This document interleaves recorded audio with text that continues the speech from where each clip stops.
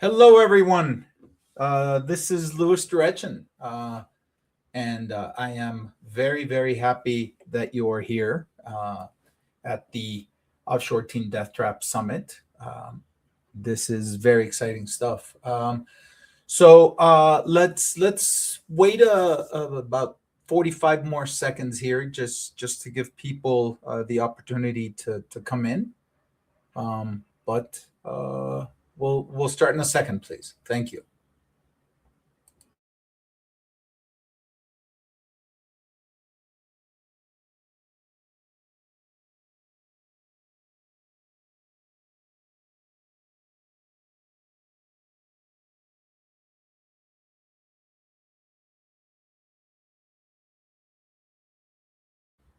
Hola, Carlos. How are you? Good to see you from Miami, Florida. Miami represent. Awesome. Hey, Ryan. Good to hear from you. Good to see you too. And Buenos Aires. I hope that you arrived well and that everything's great down there. Steven is in Atlanta. Nice. Love Atlanta. If From Austin, Fernando. All right. Awesome. Well, let's get started here. Allow me to introduce myself. As I said a few minutes ago, I'm Louis Stretchen. I am the founder and CEO at Nir-Yu. I'm also the author of the Offshore Team Deathtrap, which I'm incredibly proud of and very excited about. The objective of today's webinar is not only to talk about the Offshore Team Deathtrap, but it's about having different experts talk about what it's like to work remote, to work offshore, nearshore, and give you different perspectives. As most of you know, offshore and nearshore has taken off. I mean, it's been around for many, many years, but lately it's gone from only the very large companies doing it to almost everyone doing it. This has a lot to do with the fact that there's a war for talent in the U.S. Unemployment, as you know, at least up until a few months ago, was on the decline. Costs were on the upswing. So the ability to go offshore or nearshore and hire talented individuals became a big deal, or has become a big deal.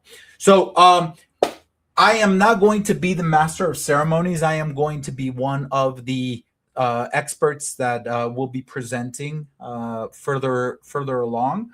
But we have a guest. His name is Fernando Labastida, and Fernando is a friend. He is a nearshore expert. He was one of the people that actually coined the term nearshore. When he was working at Softtech. So he'll be able to walk you through all those things. But Fernando, rather than me going on at length, I'll let you, as master of ceremonies, take over. I am going to go on mute, take a back seat, and please do your thing. You call me in as you see fit. Okay, perfect. And just a tiny eeny weeny correction. I coined the term nearshore marketing, but I did work for Softtech, and they did coin the term nearshore, and they actually copyrighted it, but everybody uses the term. So yeah, I'm Fernando Labastida. Just wanted to let everybody know about the order of events today. So I have a presentation that I'm going to give in a few minutes. It's called the Borderless Company. At 11:30 Central Time, we have Ricardo Petrazzini from Argentina, but he's right now in the Bahamas enjoying a beautiful time at the beach. He's going to talk at 11:30 Central, 12:30 Eastern about outsourcing robotic operations and support, right? Within the context of this remote intelligence, remote team death trap paradigm that we're discussing today. Then at 12 o'clock Central, 1 o'clock Eastern, we have Diane Prince, who you're going to love her presentation.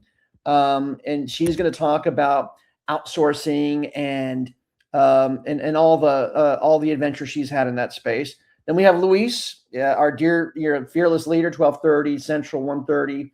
He's going to talk specifically about the topic of his book. And then John Burnett at 1 o'clock Central, 2 p.m. Eastern. John Burnett is going to talk about how he's building an AI telecommunications company with an engineering office in Mexico, and all the lessons he's learned from that, and how he's making that a success. And then finally at 1:15 p.m.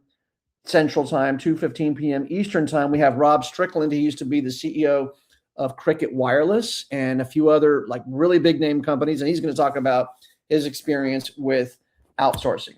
Okay, and without further ado, I'm going to launch into the talk about the borderless company. Okay, let me just add my slides over here.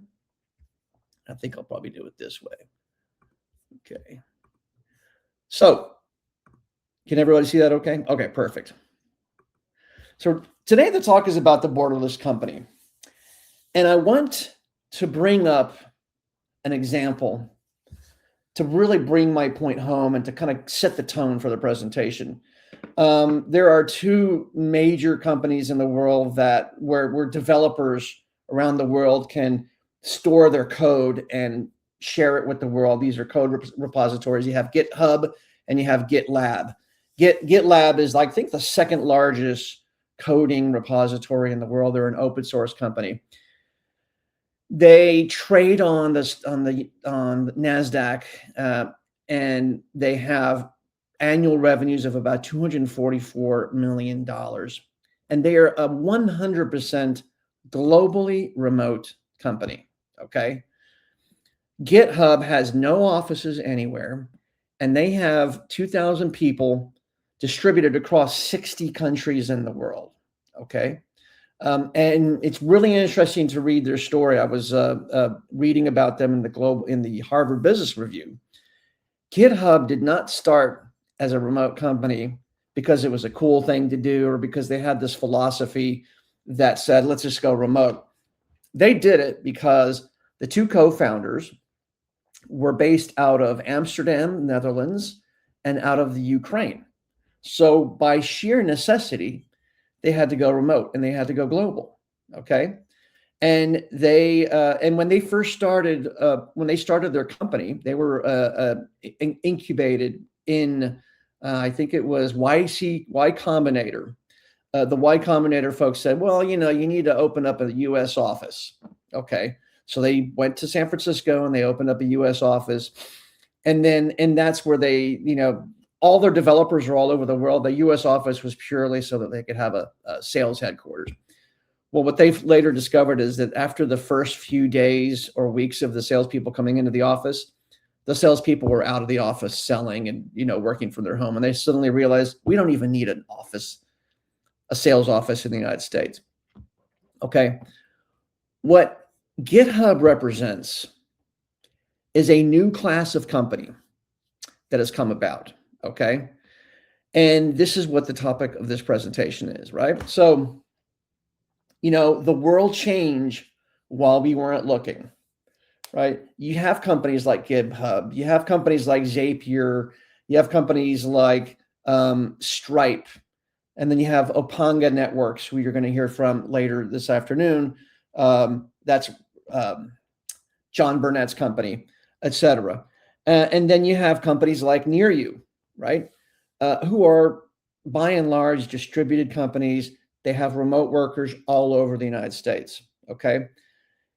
I'm sorry, not all over the United States, all over the world, all over Latin America. Okay. And it used to be that when we did outsourcing, back in the 80s, when we did outsourcing, when companies did outsourcing, they were usually very large companies. Think about American Airlines and the airline industry, who outsourced all their, lower level support functions for their booking systems to India, right? And so they hired thousands and thousands of people who did support for their systems in India, right?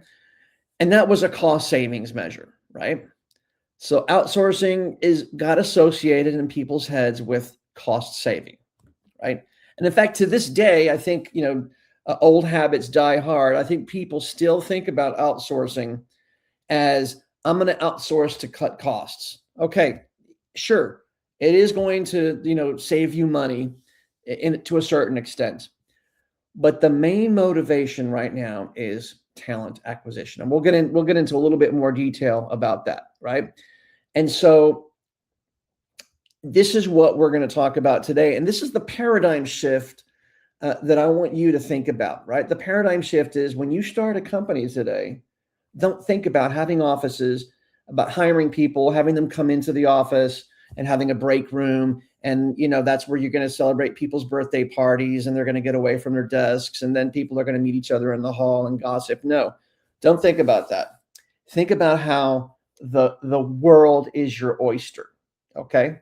So first, what changed? Well, number one thing that changed, or I would say that the biggest trigger for the change was COVID.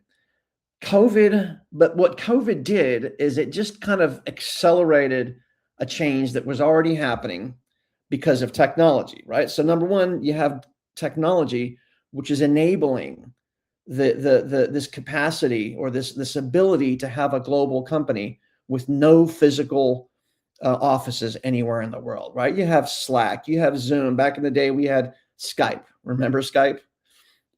We have things like GitHub or GitLab, so that developers can share code no matter whether they're up in, the North Pole, or whether they're in Johannesburg, or whether they're in New Delhi, maybe Montevideo, Buenos Aires, Mexico City, etc. Okay.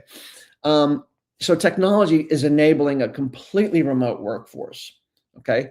Global education, and I'm going to talk a little bit about, some of the universities that you can find in Mexico, in Argentina and Chile. They're putting out world-class talent, not just in engineering, China and India and Russia, Mexico, Argentina, Colombia, Chile. They're putting out world-class engineers, world-class accountants, world-class attorneys. Yes, you can even outsource attorneys, which I'll show in a minute as well, right? So globally, you have people who have the same talent, if not better in some circumstances, than what we have here in the United States. The United States is experiencing a major talent crunch. You can ask Luis that. People are finding it very, employers, companies are finding it very hard to find US-based employees to fill roles. There are roles that are going unfilled for months and months and months. And there are also people who are applying to thousands of jobs and not getting bites. So there's something that's not, there's something that's sort of like, doesn't make sense. But people have very specific needs for very specific roles that are not being filled. Okay. And then, we have new scaling dynamics. There was a data point that I saw earlier today that back in 1985, IBM was the most valuable company in the world, and it had about 40,000 employees, right? Today, NVIDIA is the most valuable company in the world. And it has about a tenth of the number of employees that IBM had at its height, right? So you can scale with a lot fewer people than you need to be, okay? Now, let's talk about borders. Borders are a fiction, right? Because technology killed distance, right? So 25%, these are statistics that I was able to gather just recently. So this is very up-to-date data. 25% of the US workforce is now remote or hybrid, right? So this is across all industries, right? So think beyond just software startups, think beyond any kind of startup, I guess except for your local McDonald's, but I think even now McDonald's can have remote people manning the drive-through lane, right? As Luis shared in one of his LinkedIn posts, right? But 25% of the U.S. workforce is remote or hybrid. If you look at different industries, You might have the construction industry, which is maybe 100% location based, versus you might have the companies like GitHub or software startup companies where it could be like 90%, 85, 90% that are remote, right? So that's kind of an average across industries. And then 33% of small businesses already outsource at least one function, right? And so, what company have you talked to who have not mentioned, oh yeah, my executive assistant in the Philippines, this and that and the other, right? So, that's a thing. That is a thing. And by the way, we're going to talk about outsourcing to Latin America by and large in this summit, right? So, opening up, helping you open up more paradigms, gets you to open your mind a little bit more as to where talent is located, right? So, what has leveled the playing field? So we talked about elite universities. You think about the Tec de Monterrey, Monterrey Tech University in Monterrey, but they also have campuses in different parts of Mexico as well. Mexico City, Guadalajara, these are some sub campuses, but the main campus being in Monterrey. That's the MIT of Latin America, right? They're putting out some of the best talent in engineering, in business management, and finance and economics, etc. You have universities like Universidad de Anáhuac. You have UNAM, one of the best public universities that I've seen. My own father graduated with a master's degree in law from UNAM, and then he started working for the United Nations, right? As a major leader in the UN, right? Then you have you have the whole upskilling culture. I think one of the things about Latin America specifically, and I think this is, you can say this for a lot of countries that are in the developing world, or I would say the aspiring world, that talent, people with talent who have gotten university degrees are constantly looking to upgrade their own education, right? So self-paced education, maybe they've graduated with a degree in engineering, right? But that's not that's not where their education has stopped. And I've by anecdotal evidence, and I'm sure that we can find some good statistics, that a lot of these talented people, I would say the majority of them, have a continuous education mindset, which is of great benefits to U.S. employers, right? Because they want to keep on sharpening their skills. They want to keep, be competitive in the workplace, right? You have a bilingual workforce. I think one of the things that has really given the Philippines, as well as India, et cetera, an advantage is the fact that their education is in English, right? In the Philippines, English is a second language after Tagalog. In India, it's sort of like the lingua franca. But in Mexico and in many parts of Latin America, you can say the same thing, especially, for example, when you think about the sort of like the porous border. I think this is, everyone knows this is kind of a controversial topic given the political climate right now.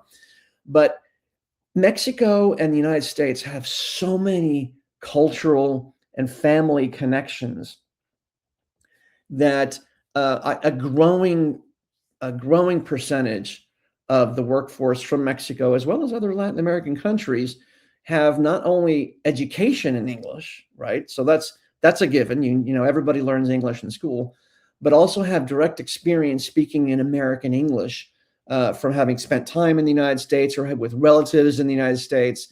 And then if you think about people who live in border cities like Tijuana or Nuevo Laredo or something, just the TV growing up. One of my good friends who actually runs an outsourced ISA company. ISA means inside sales assistant, right? And that's a specific term used for the real estate agency or the real estate business. He runs an outsourced ISA agency out of Mexico, staffed entirely with people who have lived or grew up in the United States and are now living in Mexico, so that they can speak with an American prospect who was looking for a house and they just needed a little bit of nudging or a little bit of information. and understand the football references or cultural references, etc. So you have this bilingual workforce that is making borders, a thing of fiction.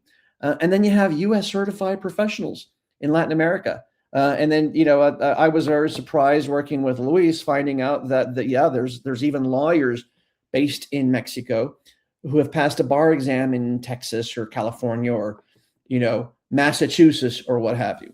Okay. Right. So again, the old mindset versus the new mindset. This is what I think that I want everybody here to understand is that now when you talk about outsourcing, you're actually not even talking about outsourcing. You're talking about building your team. Okay. And building your team, whether they are just down the road from you, or whether they're in Texas or Kansas or Idaho, or whether they're in, Morelia, Puebla, Mexico City, Jalapa, Veracruz, or whether they're in Managua or, Cordoba, Argentina, or wherever. So in fact, I would even say outsourcing is, maybe that term needs to go away. I don't know. This is something I'm thinking out loud over here, everybody, right? Because it's not even outsourcing. It's just building your workforce and finding the talent wherever they are. Okay. And that's the thing. Think about this. You're starting a startup and you want to staff your startup with the best people, with the best cultural fit for your company. And it's not like as though you're outsourcing. You're just building a team, and they just happen to be located somewhere else in some other country in the world. Okay. Now, let's look at a few case studies, and this is fascinating, I think, right? So you have GitLab, 100% remote since inception, right? So they were born as a global company, right? You have Zapier as well. So Zapier, I'm sure a lot of you all have used Zapier to connect things. I've used Zapier a lot to connect, WordPress with my email marketing system, with Zoom, et cetera, to do automations for webinars, et cetera. They have no centralized office, and again, they have people all over the globe, right? So they don't even consider that they're outsourcing. Automatic, the parent company of WordPress, 1,900 employees globally and across 90 countries. And then Stripe, with engineering hubs in Dublin, Singapore, Latin America, they're not fully remote, but, think about what Stripe even does. Stripe enables, if you wanted to start a startup and you're in Asunción, Paraguay, and you wanted to sell software through your website in the United States, you can open up a Stripe account, right? So everything can be global, and everybody can sell globally. Okay, so I'll just skip that. So GitLab went public without a headquarters. Zapier crossed $100 million in ARR without one either, right? The borderless company is no longer a theory, right? One of the things that Luis will be talking about in his talk I want to say his talk is going to be at 12:30 Central Time. Yeah, 12:30 Central Time is, when his talk is he's going to talk about how to avoid the offshore team Deathtrap, which is sort of some of the failures, some of the hidden minefields that people get when they start outsourcing or they start hiring abroad. And one of the antidotes to that is cultural fit, making sure you onboard employees so that they're an essential part of your team, making sure that you can verify the talent that they have advertised in their resume and they interview well, but the reality is something different. Those are the things you have to do.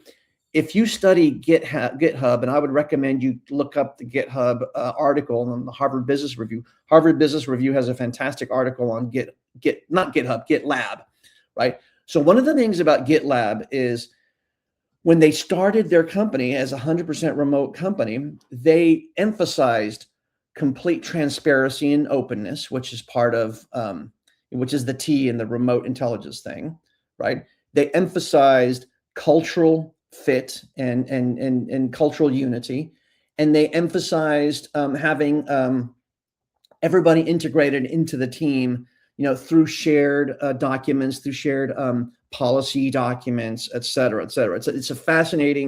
They're a fascinating example of the company of the future, which is the company now. Okay. All right. So, and then you're also going to hear from John Burnett about Opanga. So he's one of the people he's going to talk at 1:00 Central Time about Opanga, which is an AI, company that's creating solutions for the telecommunication industry, and has opened up an engineering office in Mexico, and that's where their engineering team is based. Okay. So, again, borderless hiring, deep talent pools, same time zone collaboration, cultural alignment. That's really kind of like those are the underpinnings of the company of the future, which is today. And I just wanted to thank everybody very much for your attention to this. And I don't know if you have any questions. Let me see. Missed the beginning. Who is the presenter again? Okay, I'm Fernando Labastida. Yeah, this is weird. I was trying to get our names to be displayed. I'm Fernando Labastida, friend of Luis over here, and we've collaborated a lot. And I've written a book called Nearshore Marketing, as well as a few other books. And I've been around. I've been around the block a few times in the outsourcing industry. So I've kind of seen this stuff up front. Okay. And then Fernando, if I could jump in. So Stephen said that he can't make the entire presentation. Will a recording be available? I actually responded that you can request the recording via email, but I was just told by my team that the recording is available on automatic when the transmission ends. So all of you who signed up for the summit will get a link where you can take a look at whatever you missed in the summit. And if for any reason that doesn't happen, then send the email. All right. Cool. Diane Prince is in the audience and she says hi. Diane Prince is one of our speakers. She'll be speaking today at 12 Central, 1 Eastern. 10 yeah, she's a rock star. I'm glad you're here, Diane. It's an honor and a privilege to have you here. So Fernando, I guess I have a couple of questions slash comments. When you talk about the borderless company, it would seem to me that borderless companies have been around for decades, right? I mean, what in your perspective has changed now compared, and I don't mean from an infrastructure only perspective. I mean, as far as the market goes, in my perspective, these were, it was only larger companies that were able to do this. Whereas nowadays, to me, it seems like, even a 2-person startup, as you well documented in your presentation, can now become borderless and look to hire everywhere. Yeah, I mean, I think the big difference is exactly what you actually kind of answered your own question. I was just there's a guy called Brian Clark who you should read. He's got a great Substack, and he was sharing some information about the growth of the $1 million 1-person company. Okay. Now, how can a single person, working out of their bedroom or their office at their home, build a $1 million company? Well, they still need to hire people on a contract basis, right? But it's global, right? And so those companies are typically staffed with people, in different parts of the world, who are handling some of the tasks that they need to do, including, not just, hiring an EA globally. The typical thing is hiring an EA out of the Philippines, but, hiring, marketers, hiring developers, obviously, hiring marketers, hiring, accountants. Luis, I think you have experience working with accountants who are familiar with the U.S. GAAP accounting practices and can be outsourced to the United States, right? So I think that's the big thing is is, you have one or two person companies who are hiring remotely, whether they include them as part of like their permanent staff, or whether, because of the fact that they're a one person firm, they're hiring them more as contractors versus anything, right? So understood. And if I could jump in, so oddly enough, there's talk of the $1 billion, $1 person billion company. If you've heard Elon Musk lately, or Peter Diamandis, in several interviews where they've been on, they're talking about the $1 person billion company. And for those that obviously are thinking, as we all are, about AI, right? Artificial intelligence. So, Fernando, in your perspective, does AI, sort of increase the need, reduce the need, or leave the same need as far as remote workers? That's a great question. I think that right, some of the statistics I saw is that now with this big craze in agentic AI workforce. And by the way, we have Ricardo Petazzini here, who is our next speaker. And Ricardo, we'll give you the stage in a second after we answer another one last question. But I think that the productivity increases in terms of man hours saved is not there, right? So we still need people to manage the agentic workforce. We still need people to actually put in the prompts and get the answers, to build the custom GPTs or the Claude projects, et cetera, right? Then one last question from Carlos Ojeda: what's the biggest pushback you see from North American companies when it comes to leveraging Latam talent? I think the biggest pushback is the fact that they weren't really kind of aware that it was an option, really. I think it's really more a question of kind of still a little bit of ignorance regarding Latin America, versus I'll jump in, Fernando. I think it's the ignorance more than the fact that they didn't know they existed, right? For a lot of people,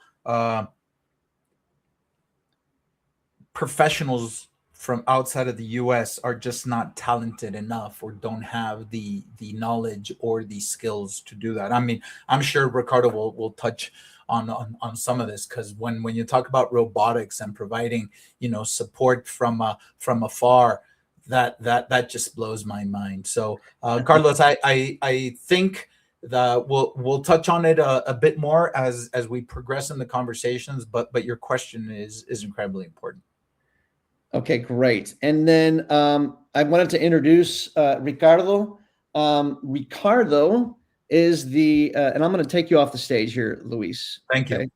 So Ricardo Petrazzini, based out of Cordoba, Argentina, but he's right now enjoying life in the Bahamas, right? Lucky to be you, right? But Ricardo is the CEO of a company called Robotic Crew, right? And also a company called We Develop. So they're based out of Argentina, and they have a development arm, and they also have a robotic remote operations and support arm. And so, Ricardo, I'm going to take myself off the stage for a few minutes because I have to take a bio break, but I'm going to come back to ask you questions. But I was wondering if for the people that are available here, that are here in the audience, if you can introduce yourself and then talk a little bit about what you do in the robotic operations and support space, and then I'll come back in a couple of minutes. So thank you, Fernando and Luis, and thank you for inviting me to this conversation. I should say I'm here more to learn, but to teach anything. My first experience with nearshoring was researching, and the most important thing I found was Fernando's book about nearshoring. That was like, I don't know, 8 years ago or something like that.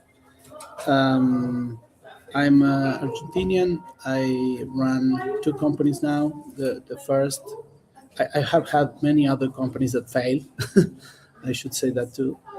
But the ones that are running and are in good shape is We Develop, which we started, as I said, maybe 8 years ago, 7 years ago. So we have a lot of experience providing services to American companies from Latin America, some other places in the world too, but mostly from South America. And 5 years ago, we delved into robotics, and we decided to provide some services that I would say we are in a very primitive stage. We're trying to find out our way through the robotic world. Um, yeah, that would be overall introduction. Yeah. So, Ricardo, thank you so much for that. I wanted to get into a little bit about some of the case studies about what you've done. I remember we went to the first ever robotics conference, and it was in Santa Clara. Was it Santa Clara? Something like that, in Santa Clara, California. Yes. We attended, and you had exactly 0 clients. This was a few years ago, 0 clients, and you were really just kind of getting immersed into the whole robotics ecosystem. Now you have a whole bunch of clients, and you're doing some fascinating things from your, from Argentina and also from different parts of Latin America. To be frank, one of the really interesting case studies was a company that has a dark kitchen concept, right? So what they do is they develop they have gourmet dishes in the Miami Dade area, and so for DoorDash and all these other delivery companies, they want to order high-end food, and this company uses robots to assemble the dishes and to get them delivered to the delivery drivers, and then you help them with this. Can you explain a little bit about that case study? Yes. It took us like maybe a year and a half to develop that relationship and to have the opportunity to do a pilot, which is not a contract, it's like a test. This is a Spanish company run by Russians and some other European uh, people that lives in some other countries from Europe. Um, they have their target market in the US. They deployed units in several cities, but they want to grow. They wanted at that point to grow in Miami and in Florida, and they were deploying units there. What we offer is basically support for those units. And I was mentioning the different countries because these are Russian and European guys based out of Spain, deploying units in the US, in Miami, and we are providing services from Argentina. So this is what I like about our job.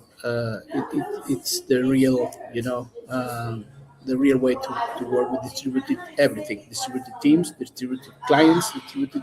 You don't know who is near shore. Are they near shore? Or are we near shore? Because we are all in different places. I like that kind of challenges. And they couldn't the thing with the services and product is if you're a service company, then you're a service company, and if you're a product company, that's what you are.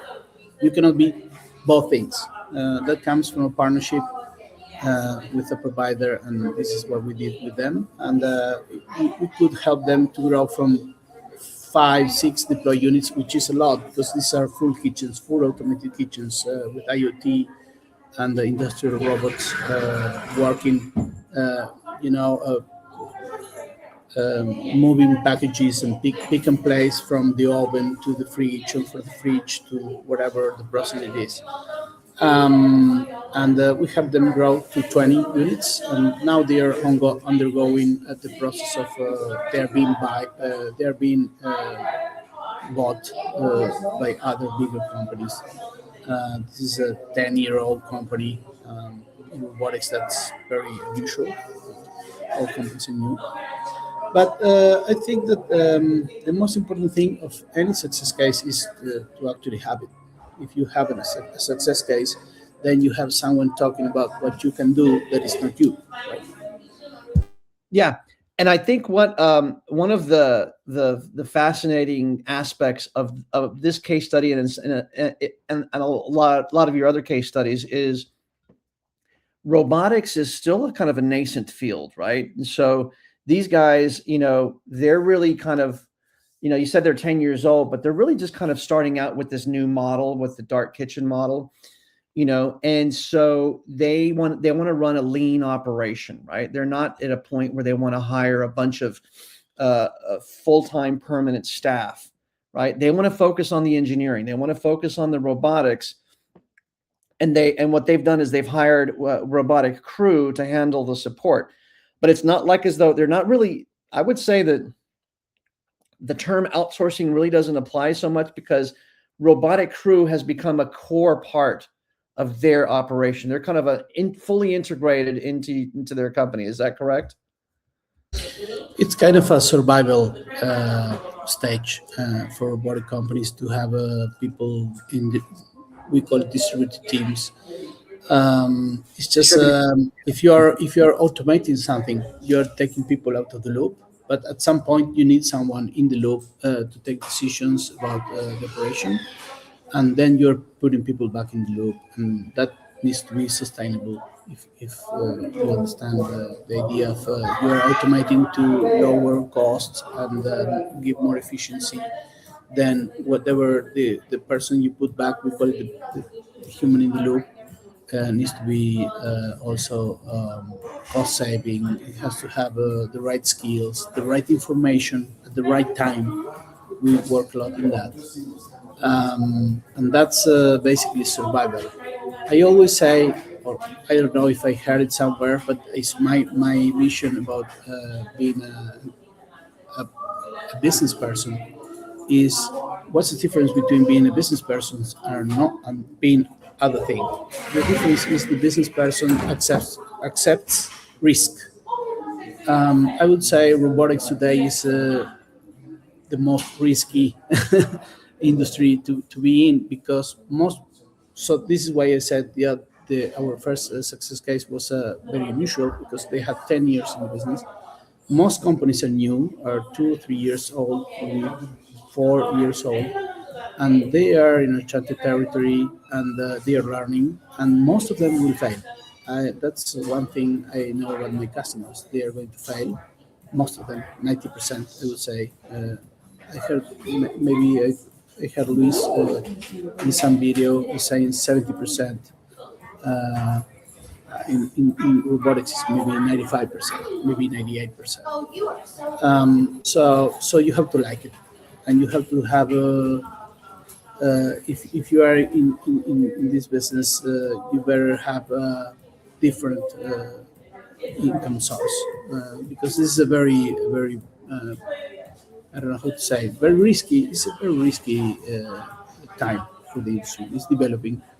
But I would say that for other people here that are focusing in different business verticals, what I can bring as experience, and I'm a biochemist and molecular biologist, so I really had to make an effort to learn about this, is I used to think it was, first the right marketing tools, the right sales tools, the right people selling in I don't know, in your market target, the right people doing the customer success. It's a bit of everything to close a deal. It's a bit of everything. And at some point, I started to see, well, there is some factor that is related to time. You need time. Then I evolved that idea in that you need all these other things that you need to sell, marketing, salespeople, business development, but you also need time. And when you put all this together, what you need is to build a relationship. And build a relationship takes time between neighbors. Imagine all the effort and time that it takes to become friends with someone that is the owner or CEO of a company in the US, and you are the CEO of a company in some other country. Let's not just say Latin America. Let's say any other country. So I think that's what I've learned what it took me 8 years to learn is that we're not selling, we are building a relationship, and it takes time, it takes money, it takes energy, it takes, whatever it takes. Yeah. So let me ask you to dig a little bit deeper into that point. In everybody who's selling nearshore services, always say, oh, we have all these cultural similarities compared to if you're going to outsource to any other part of the world. Culturally, what was it like for you? Did you see a lot of differences culturally when it came to selling in the United States versus when you were selling in Argentina back when you were, you had your medical laboratory, et cetera? What are some of the differences and similarities in terms of culturally selling in the United States, being an Argentinian? Well, the first thing is they don't see people from abroad the same way that these people see themselves. I'm going to talk about me. I have an image of me in my brain, but it took me a lot of time to see how they see me, right? And they see me very different from what I think I am, or what I really am. I don't know. But basically, we Latin Americans, we have a great alignment in terms of culture with the US. I would say our way of life is somehow related to United States way of life in many ways. And but there are differences, and these slight differences are very difficult to understand and to see. Sometimes to see. I'll give you a small example. My first customer is a person from Texas, and it took me 5 years. I went to have dinners or breakfast or whatever to talk about business. It took me 5 years to become friends, and the first step was one day I did something for him, and he said, "This is impossible." And I say, "Why?" Because I asked you for this 48 hours ago, and there's no way you could align all these in 48 hours. That means 16 hours. Well, it's not 16 hours. I said it's 48 hours. I didn't sleep. I didn't sleep for 2 days to have you this solved. Then he started to think, okay, there's something here. Then it took me like some more years to become friends, and I knew that we were friends when he invited me to his house. We Latin Americans, we invite people to our house just because, any reason. Texan does not invite you to his home for any reason. And once we were there, we were introduced to the house and to whatever he likes to do and his way of spending the day, but we were not introduced to his family. We would, tour the house and also, have lunch or dinner with the family. So these small things that seems to be not important or that does not have impact in the business, that's not true. It does have a lot of impact in the business. Okay. I wanted to talk a little bit about how your team is very totally integrated with your clients' operations, right? And I think there's another situation. I think you have a client out of California, I believe, that does something else related to food, but for food as medicine type of thing. But one of the things that I think was notable about that situation was the fact that the person in charge of the project where they hired you, they didn't see you as an outsourcer. They saw you as sort of like part of the team. Can you explain that a little bit about your philosophy, about how you do that? I develop relationships.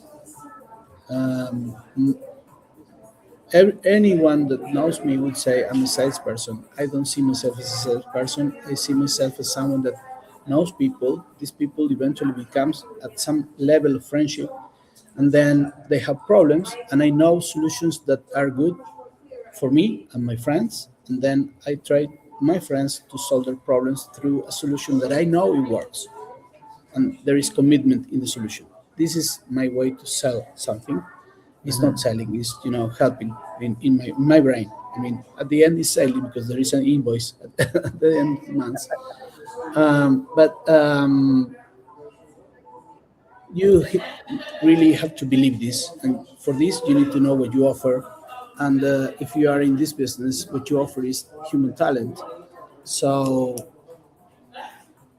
investing in the people will be your number one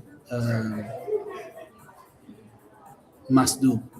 Yeah. If you want to really develop this relationship, then when you have the right people that has the right skills, they work as an embedded team and they become essential to the operation. They are not just an aid; they become a crucial, a very important thing in their organizations.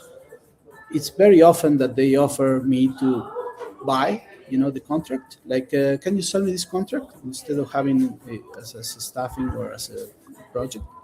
And we basically, most of the time, we agree to that because that's another part of the building trust with the relationship. They want to know that if they have a talent that becomes very important for their operation, then they can control that. Perfect. Perfect. Now I think I want to open it up to questions. And I just wanted to say that personality that you have of building relationships, you're not, you're officially a sales guy, but you don't really behave like one.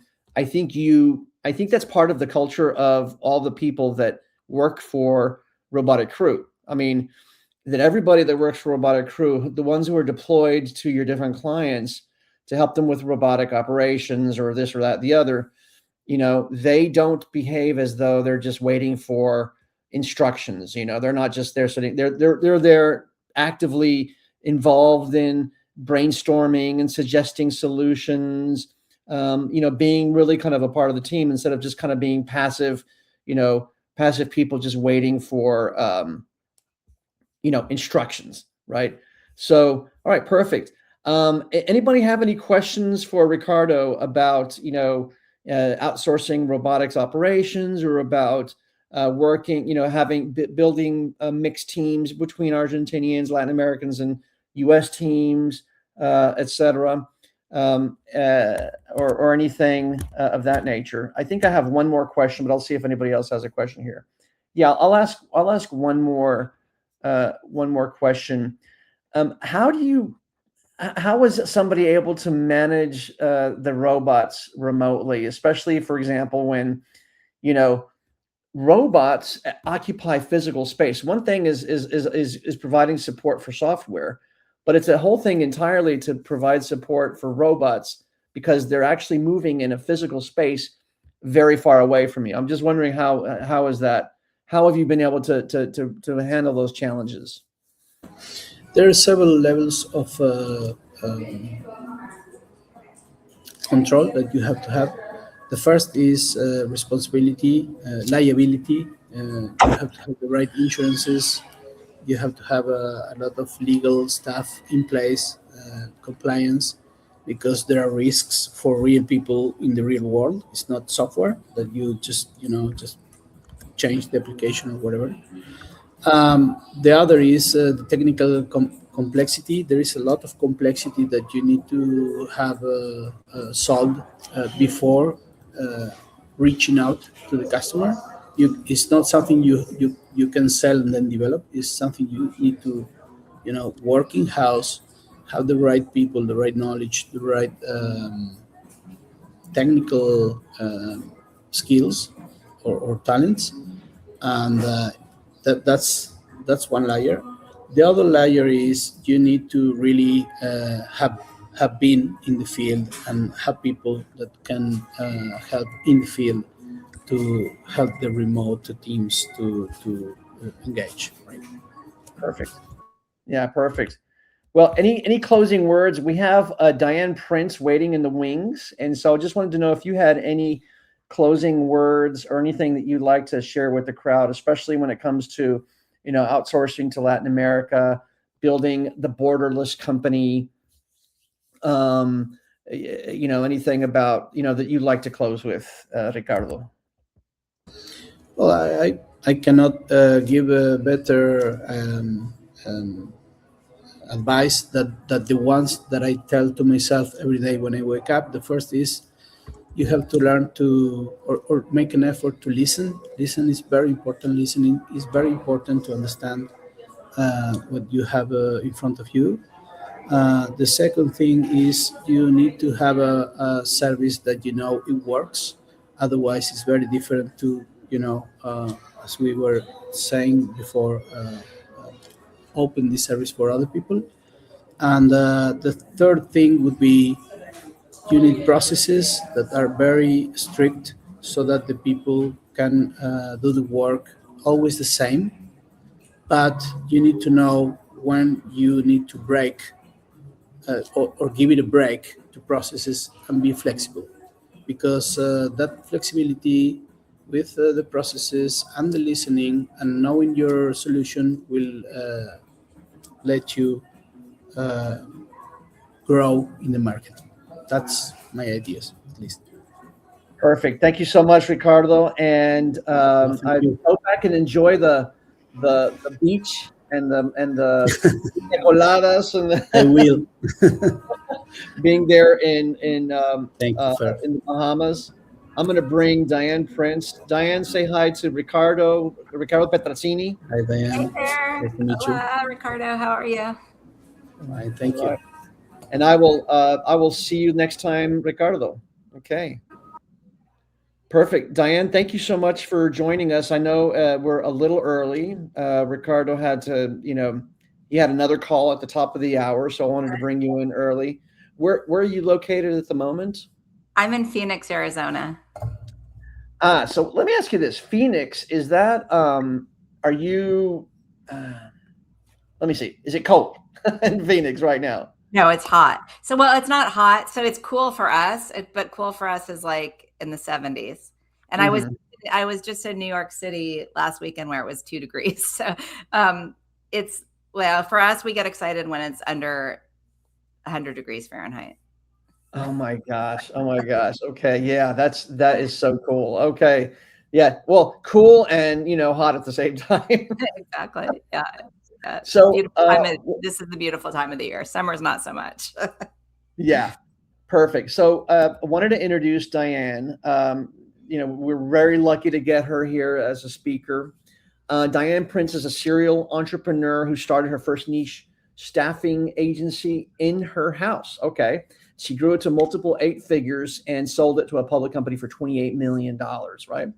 So she now coaches founders. She speaks on scaling and exits at conferences, et cetera. And she brings hard-earned business wisdom and a bit of humor to every stage. Diane, do you have any slides that you were going to share? Or no, I might do some screen sharing during the talk, but I'm slideless. Okay, perfect. So, and what is the name of your talk before I take myself off the stage and let you take it home from there? Okay, I'm going to name it. I don't know if I have a name. Okay, I'm going to talk about how I run my business with 100% offshore team. Perfect. I'll leave you to it, and I'll come back in a few minutes before the end so that we can get the questions rolling. Great. Okay. Thanks, Fernando. Thanks, Diane. So I want to share today. I want you guys, everyone, to be able to walk away with at least one tip that you haven't thought of and how you can employ an offshore team to help you to grow your business. And one thing that Fernando mentioned, that I talk and I coach, but really what I'm building now is I also provide offshore talent, and most of my team is in the Philippines. So what I did, and I built my first agency, and I don't always say from my home. That was kind of before that was really a thing. But I started in my home, and I often talk about my 5 steps of building an 8-figure business. One of those is team. One of the most important parts is building a business and I always build businesses to scale. And historically, I've built businesses in order to exit. team is such an important part of that. But back in the day, I had several offices around the country. I'm in the US, and I had several offices, and many domestic employees, had a payroll of about $2 million. And in the 2020s, I wanted to figure out how to build a business where I truly mostly stayed in my zone of genius. Not that I'm a genius, but everyone has a zone of genius. And what I mean by that is, what are the highest value tasks, or not even tasks, but what are the highest value activities that I can do? And having an entire team offshore, whereas my main responsibility really to my team is to share the vision, where we want to go, and then put the right people in the team so that they can make it move forward. And I've been working on that for a few years, and I'm happy to say, absolutely thrilled that we got to the point where we succeeded ourselves.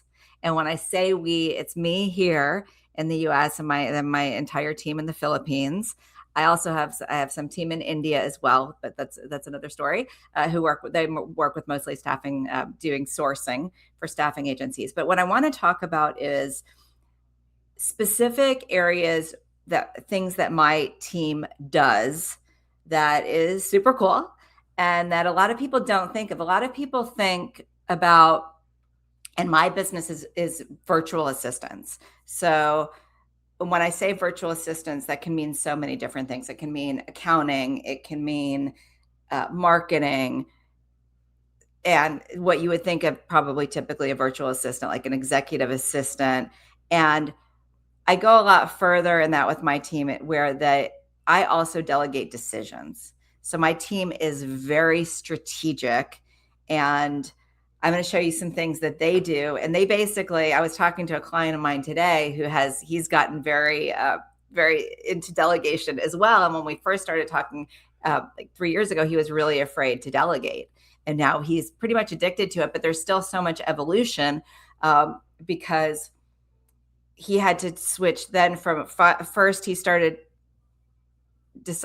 learning how to delegate, but then it was shifting. Now we're working on shifting from delegating tasks to delegating decisions. And that was an enormous transition. That was an enormous shift for me when I really started delegating decisions. Okay. So we're going to talk about so founders, a lot of founders, I'm looking at some notes here. So a lot of founders never really truly step into leadership. And small business owners, and if raise your hand or share, like, who here, I'd love to hear in the chat, like, how big are your businesses, and how many, who here currently already has offshore employees? Okay, if you can put that in the chat, and then I'd be curious, like, if anyone doesn't have offshore employees and they're just curious about it. Okay, so really offshore, the way that my team works is, instead of having like virtual assistants, okay, Fernando said I work with some people offshore occasionally. Okay, so instead of having say like virtual assistants who have certain roles, I outsource kind of lanes. Okay, so like I kind of treat it like departments, and I'll tell you some of the things that my team does. Okay, one is executive support, that's kind of typical what you think of a virtual assistant. Inbox triage is one of my favorite ways that I work with my team, and that's kind of how we started with delegation. So what that means is I have different areas, and you probably do too, where people send me messages. Okay, I get LinkedIn messages, I get emails, I get messages on Slack, and for me, it's just, I'm all over the place. And what I realized was I was missing leads. Okay, by the time I got to my inbox, I was missing leads that somebody maybe emailed me a week ago asking to work with me. Okay, so one thing that my team does that I mean, even just this alone is such an ROI, it's crazy. But one thing that my team does is they're constantly, they're in my inbox, all my inboxes. Okay. They are in my LinkedIn. I trust my team with my life. Okay. So they are in my LinkedIn inbox. They are in my email inbox, my Slack, and some other forums that I'm on. Like I belong to a recruiter forum that they're in there too. So what they do is they now know pretty much how to answer and how I would answer emails or messages. Okay. But if they don't know, or if they think that they should bring it to me, I have a place, and we use Slack and we use Asana. Those tools are really important for us. So they'll share it. We have a place where there's inbox triage, where they check all the boxes every day, and they'll either answer. Okay. But I would say they answer about 90% of them without involving me. Okay. Because they know how I would answer. They also will either answer as me, or they might say, hey, this is Diane's assistant, and answer as themselves. Okay.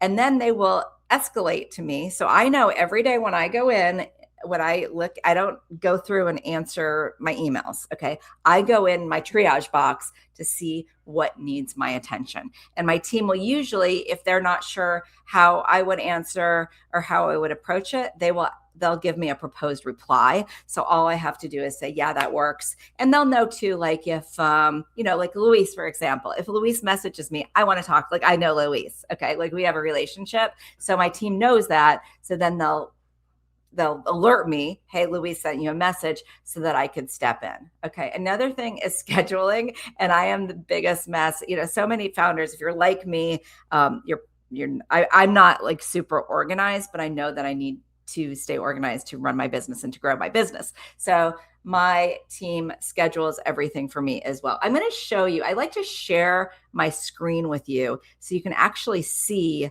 how this works in play. Okay. So let me see if I can present here, and feel free to pop in any questions as well. Okay. I'm going to share my screen. Let me make sure I can do this correctly.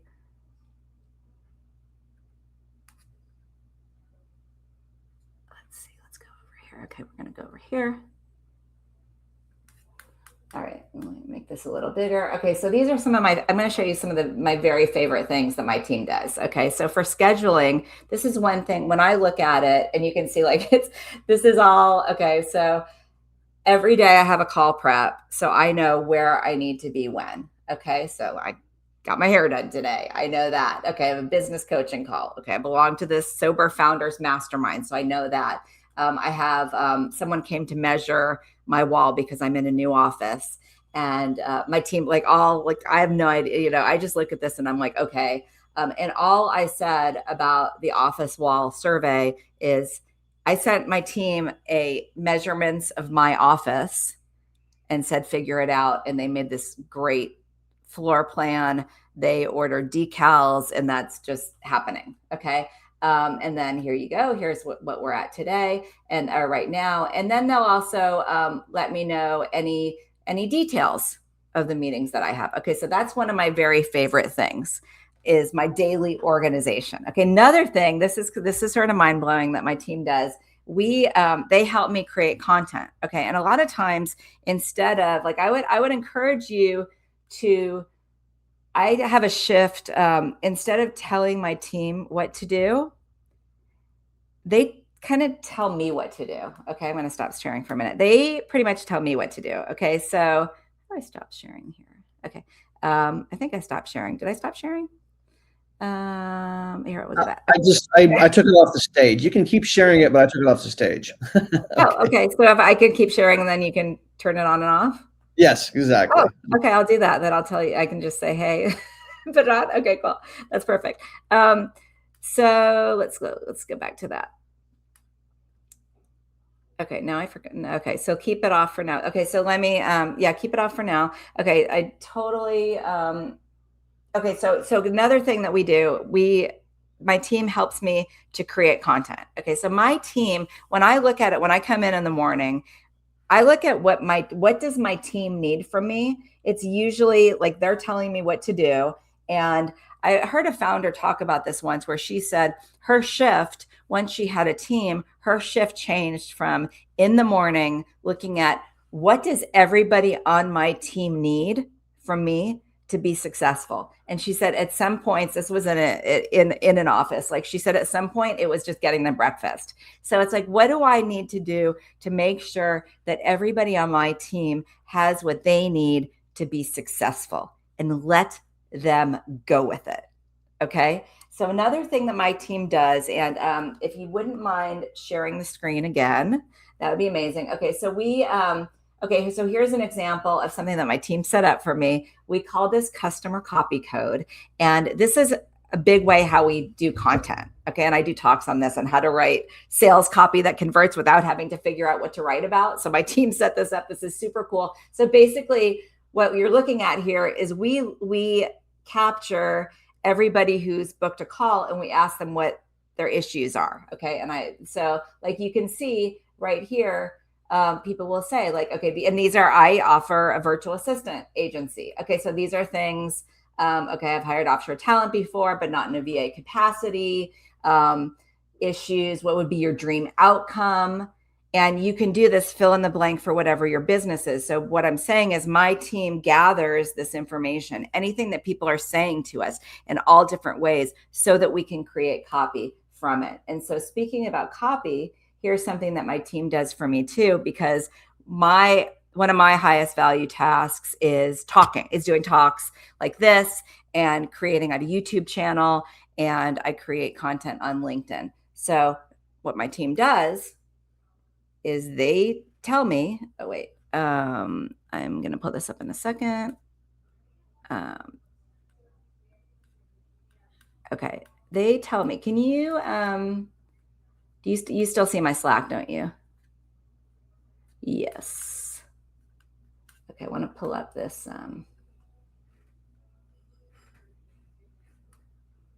okay, here we go. I want to pull this up so you guys can see this.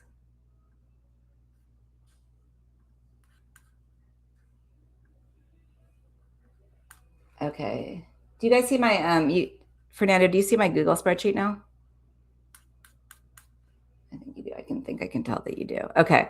So this is an example. This is like one of my absolute favorite things. Thanks, Luis, that my team does. Okay. Is it still a little small? I think it should be good now. Okay. So like, this is one thing. So every Monday and every Friday, I get a run sheet. Okay. My team puts this all together. So basically I create content. I come to my marketing run sheet. They tell me, okay, here's the setup that you need. Okay. So they'll give me instructions. They tell me what to buy and what to do, like as far as tripod or whatever I need.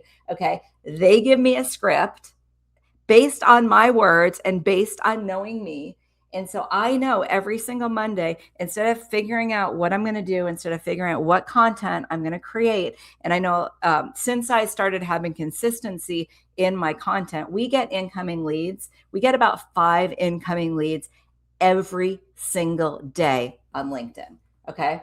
I want to touch on a couple of other things that my team does that is incredibly helpful. And I always look at Offshore team. And do you mind, you can stop sharing now again, Fernando, if you don't mind. Another thing that my team does that is absolutely business changing is nurturing our leads. Okay.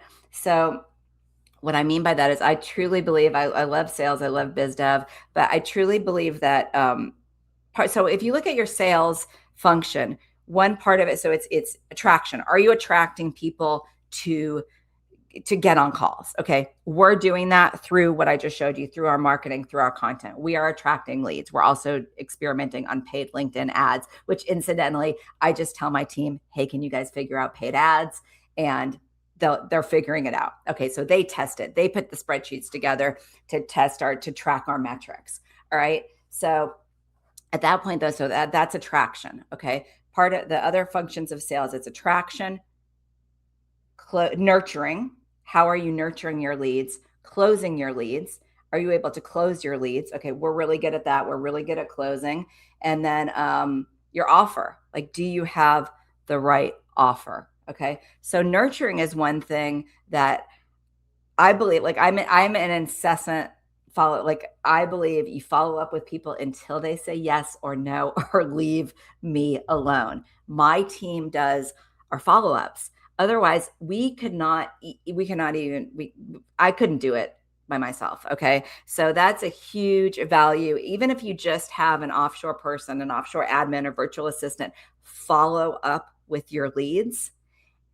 And probably whatever kind of business you're in, if you look at the lifetime value of your client, I know for me, just one client can pay for an entire year of a virtual assistant nurturing leads. Yes, Fernando, nurturing is so clutch. It is so clutch. If you are not consistently following up with your leads on a regular basis, and we mark them. So some people are every single day at first. Okay. You are leaving so much money on the table. You probably have, if you've been in business for any length of time, you have leads. You have warm leads. You probably have leads in your inbox. You probably have leads. Like, I never want to be that person. And one of our clients made a post about our relationship because I met him 9 months before he decided to work with us. And what he talks about is he works with us in the capacity of A Team, which is our virtual assistant agency. And what he talks about is how we met at an event where I was a speaker at an event. He knew then that I placed virtual assistants, and meaning my team backing me up, followed up with him consistently. I want to say like incessantly for 9 months. Okay. He also said, his name is Mike Bradbury. If you want to look at his, he's awesome. He does marketing for, mostly for recruiting agencies. And, you don't want to be the person, and probably everybody has experienced this, where you're like, okay, so maybe it's a marketing agency. You don't want to be that where you're like, oh yeah, I talked to that marketing guy last year. I don't remember who he is though. I can't, or whoever, fill in the blank. Okay. And then they're going to, if they don't remember you, if they don't know who you are, they're going to find another solution. They're going to start searching for another solution. They're going to be like, oh yeah, like, I talked to that guy. I think he was in LATAM. I don't remember his name, but I know I want developers from LATAM. So I'm just going to like Google developers from LATAM. Okay. So my team, just that alone, nurturing, is, as Fernando said, absolutely clutch. Okay. Another thing that my team does is they do my LinkedIn engagement. Like, I met someone, so I'm in a co-working space now, and I have and this is like one of my main things that I do is I socialize, right? So like I have a sign that says, want top VA from the Philippines. I have like corner office here so that I have highest visibility. So like somebody here sent me a message on LinkedIn saying, that she needs a virtual assistant. Okay. I did not have contact with her until she came to my office and said, hey, and meanwhile, like, my team had been nurturing that lead, and I knew, I knew it was coming. They said to me, hey, you've been talking to this woman and she's going to come and say hi to you. Okay. So anyway, so that engagement is huge. I have hair on my mouth right now. Okay. And then LinkedIn engagement too. Another thing that my team does is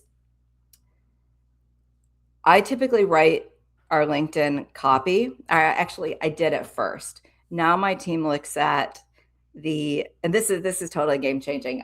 Someone else had told me that this works really well for her, like someone who has like over 100,000 followers and gets leads, which is important, and gets clients from LinkedIn, told me this. So what we do is I started by writing my LinkedIn posts. I wrote all my LinkedIn posts for like 3 months, and now we know which posts are the biggest performers. Okay. We know which LinkedIn posts get clients. Okay. So my team does it. Like, if I'm out, I go on vacation and I don't even look at it. Okay. So my team they'll use my words. They will do a post, and it's really important to use your words. Your team needs to know that. Okay. I don't really like AI generated posts. I like using my words. And then what my team does is they will engage for 30 minutes. and we look at like who's active, we're always looking at who's an ideal client profile. Then they post, then they engage for another 30 minutes. Okay, that is huge. And that is something, I don't care how much I try. I cannot trust myself to be consistent about that. And a lot of founders, especially if it's a small business and a founder-led sales process, sales is like the first thing that falls through the cracks. And sales is the lifeline of your business. Okay. So even if you just have one virtual assistant supporting you in sales, giant change to your business. Okay. Another thing that my team does this converts really well is on LinkedIn. They look to see first they check all of my connection requests. They look to see if it's an ideal client. They check first to see if this is a connection request that we want to accept. They also look every day at my profile viewers. Okay. And whether you have a virtual assistant or not, I highly recommend you try this because this converts like crazy. So they look and see every day, they look at my profile viewers, and then they message them and say, first they make sure they're an ideal client of ours. If so, they say, hey, I noticed that you viewed my profile. Do you want help with anything? Or are you just curious? Okay. That totally converts. Now, all this stuff, these are all these little details that I could not do by myself. All right. And then a couple of other things with my talks. So I do a lot of public speaking, which I love to do. That's another thing. I was keynote speaker at the Colorado Staffing Association. I could not have done that without my team nurturing and following up. The way it worked is that they reached out to me and asked me about being a speaker at their conference. Okay, then they went silent. All right. And my team, and we meet weekly, and my team, we track metrics. We all know where we're at. Everybody. So my team nurtured that lead for over a year at the Colorado Staffing Association. Okay. I would not have time. I would not have bandwidth for that. Finally, I was their keynote speaker. Not only did I get paid for that, but I got clients at the event. So it's really, my point is, how do you best utilize an offshore team so that you can get the most out of it and look at it as an investment and not an expense? And finally, before we go into, if there's Q&A, and Fernando, I know you'll hop back in, but finally, one of my favorite things that my team recently did is our goal in 2026 is to 10x. Okay. We're looking at 10xing our business. And so the way that basically my team came up with the roadmap, and my ops person, and we place integrators, operations people, project managers. So that was like one of my favorite things is saying, okay, 2026, we're going to 10x. You guys figure it out. Okay. So then we have an entire document and outline map planned out where I also have my marching instructions. So basically, I do the stuff that I love. I'm at a point in my life, in my career, that's what I want to do. I want a business where I can be 100% myself, that I love. And somebody today in another talk I was in was talking about how I think she said no one loves the organization operation stuff. There's a lot of people that do love that. And so that's what we want to leverage. We want to leverage the people who are really good at it. And also, like my team in the Philippines, that for them, typically being a virtual assistant is a pretty prestigious role there. And they often commute in Manila 2 to 3 hours each way for work. So we're also providing opportunities for people that they would not otherwise have, and improving the lives of people at the same time. And I will say, just real quick, like in Luis's book, which I absolutely love, highly recommend. And I love Luis, the remote framework. 2 things from here that I would say that the cultural chasm, what Luis says, when remote team members follow instructions but miss strategic intent in business context. So that's what I consistently want my team to know, to have the context of the business, to understand, so that they're not task doers, so that they are strategic and they know the context and where we want to go. And Luis also talks about the self-managing teams. Okay. Do not spend a disproportionate amount of time managing remote teams instead of the remote staff doing it on their own. Thank you. Perfect. I loved your stuff, especially about when they were doing the marketing for you as a marketer. I love that. They were doing the content for you and then following up, and what was it? The consistent and persistent follow up, the nurturing, etc. So, does anybody have any questions? I know I have some questions. Luis, you might have. If I could, I'll jump in, not to ask questions, but to sing Diane's praises. I was a client of Diane. I'm now a friend. That's what I consider myself, and she is a rock star for anyone that is looking to grow their business in the staffing industry, including nearshore staffing. She is a complete rock star, and I'm very happy to hear. Well, I was very happy to hear that she went from only providing the consulting to having the A team as her VA team. So for anyone out there that's concerning it, certainly you should reach out to her. And just before questions, if I could, I'm going to share something here in my screen, and it's in addition to everything that Diane has spoken about. There's a book that I read recently by Dan Martell called "Buy Back Your Time," and it's a kick-ass book, and it's about a lot of the same things that Diane said. Right? It's the ability to basically hire people and by using other individuals after you've onboarded them, after you've trained them, after you've done everything else, in order to free up your time, not so that you could go on vacation, but so that you can spend your time on strategic things, the same exact way that Diane said. So, and I would say too, Luis, if I can just interrupt, yeah. The going on vacation thing. So that is real because, and I used to think like when I first started coaching and people were telling me like, I want to be like the 4-hour work week. I'm like, you know what, that's bullshit. That doesn't really happen. But now I'm at that point where I'm like, okay, it actually is true. And the last time, so I went on vacation. So not only is it enjoyable to go on vacation, but it was really strategic because I had an exercise where I told my team, I went away for a week to the Caribbean. I didn't bring my computer. And not just because I wanted to relax, but also I wanted to give the team the exercise of making decisions without me. So constantly and then when I got back, we talked about, okay, what do you like about it? What didn't you like about it? So just really helping to also train me not to micromanage because I can get into the weeds. Agreed. You caught me. So yes, taking time off to think and strategize and whatnot's important, and also to have your team act on their own. Absolutely agreed.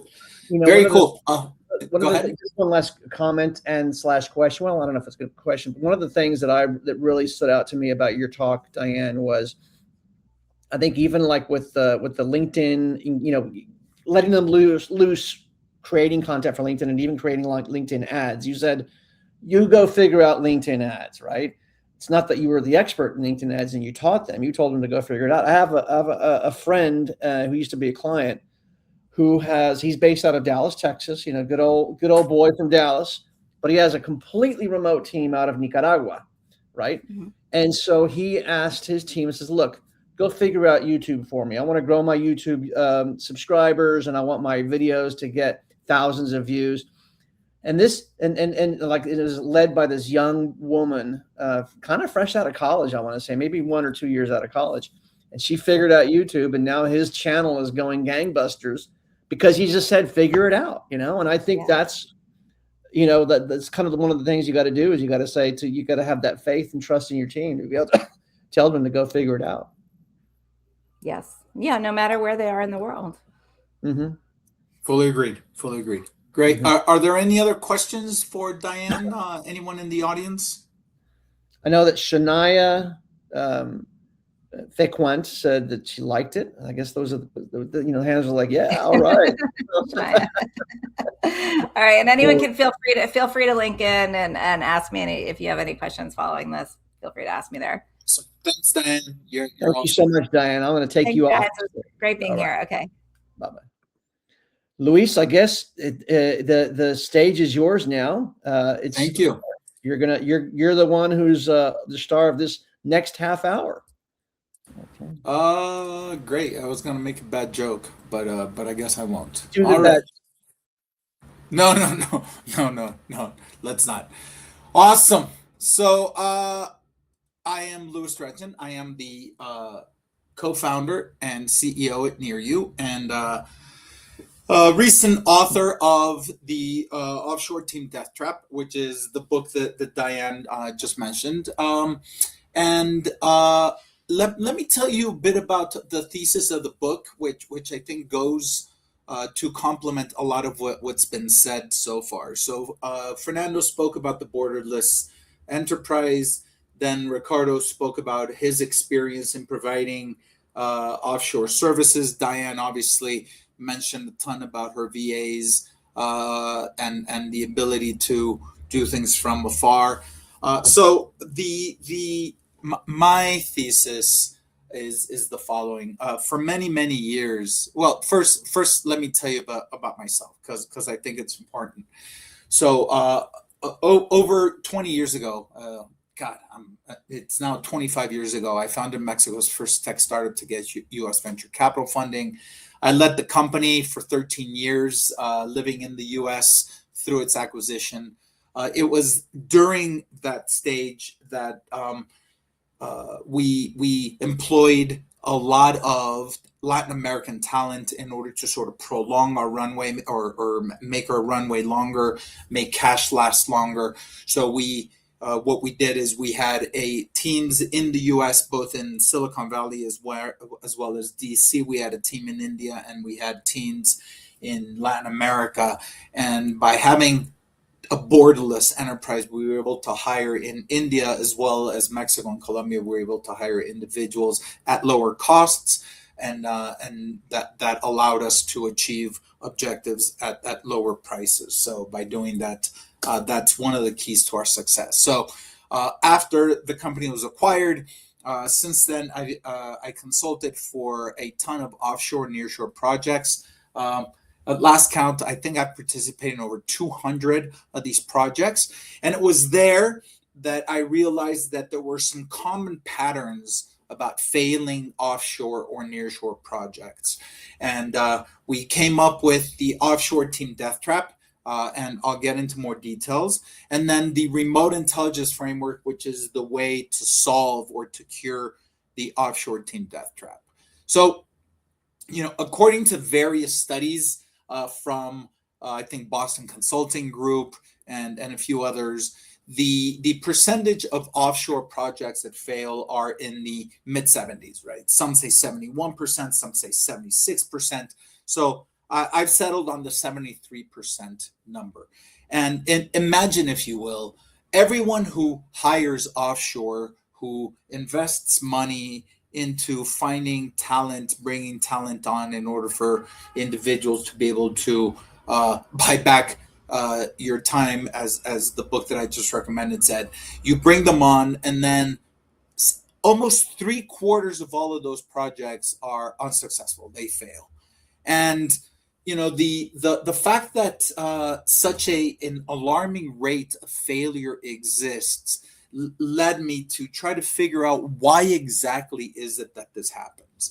And we discovered 7 components that destroy most of the offshore or nearshore projects. And they are the talent mirage, cultural chasm, hidden cost spiral, management quicksand, retention revolving door, communication fog, and quality erosion. I won't spend a ton of time, but I think it's important to mention each one of these, because if you know that these are going to exist, then at least you can look at how to resolve these or how to solve them so that they're short-lived. So the talent mirage is one of the most often occurring failure points, and these are skills. When you look to hire someone, a lot of U.S. executives or U.S. companies hire thinking that the individuals are going to be in the U.S., right? So skills that look solid on paper, but they crumble under real pressure.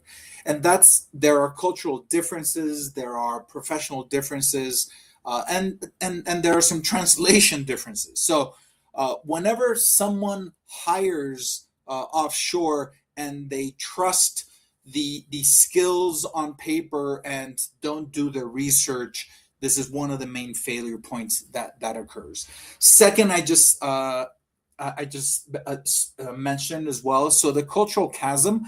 Sometimes you hire someone that looks absolutely like a rock star on paper. You interview them, they sound the part, but the fact that they haven't done work, or that you don't integrate them into your organization in order to cross the chasm, so to speak, and let these individuals better understand your company culture, the culture of your clients, everything that has to do with cultural integration is the second big failure point, of especially in complex transaction projects. Next is the hidden cost spiral. A lot of the time, companies will hire other consultants or other companies to provide services, and when one does that, if you don't clarify exactly what are the costs that one ends up paying and what are the costs that someone else ends up paying, then sometimes the 70% savings that you expect sometimes actually end up disappearing. I'll be so blunt as to say that I've seen situations where one person assumes that a bunch of stuff is included in the price of the resource or the service, and the reality is just very different. So if you're hiring for cost savings, make sure that there are no hidden costs. The next one is management quicksand. So a lot of the time, as Diane indicated, you hire to free up your time. But if you cannot integrate people correctly, if you don't hire the right people, you end up babysitting full time. It hasn't been Diane's case. That's great.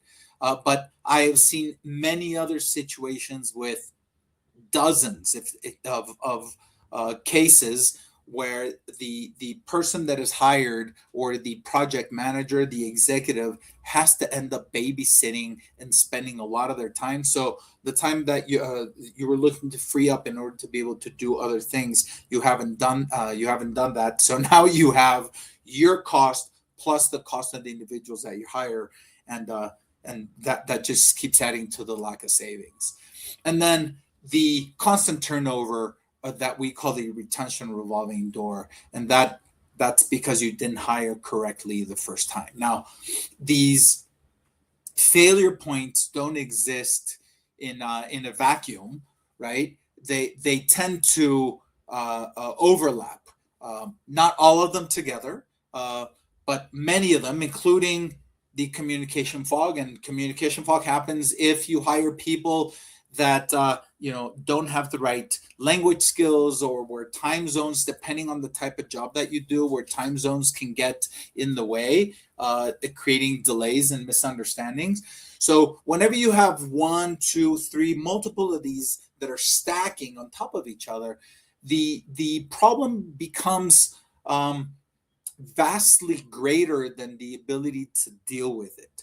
So very important for any company that is looking to hire remote staff, again, whether offshore or nearshore, to be aware of these, and by being aware, to attempt to resolve these pretty much immediately. Because if the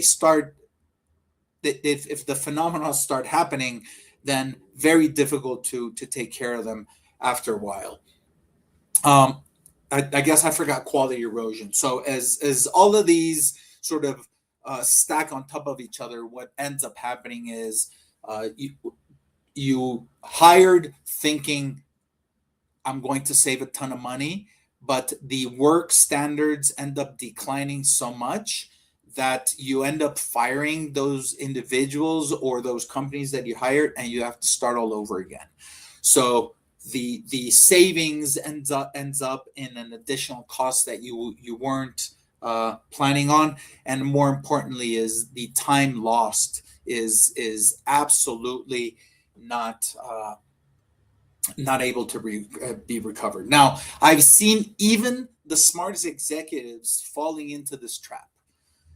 So the reason why is because these are just things that end up happening, right? You hire someone and they don't conform to exactly what you wanted, and you sort of say, well, I was unlucky because it can happen. But the reality is that there are ways to avoid these 7 trap or these 7 failure points that lead to the offshore team death trap, and that's a subject of my book.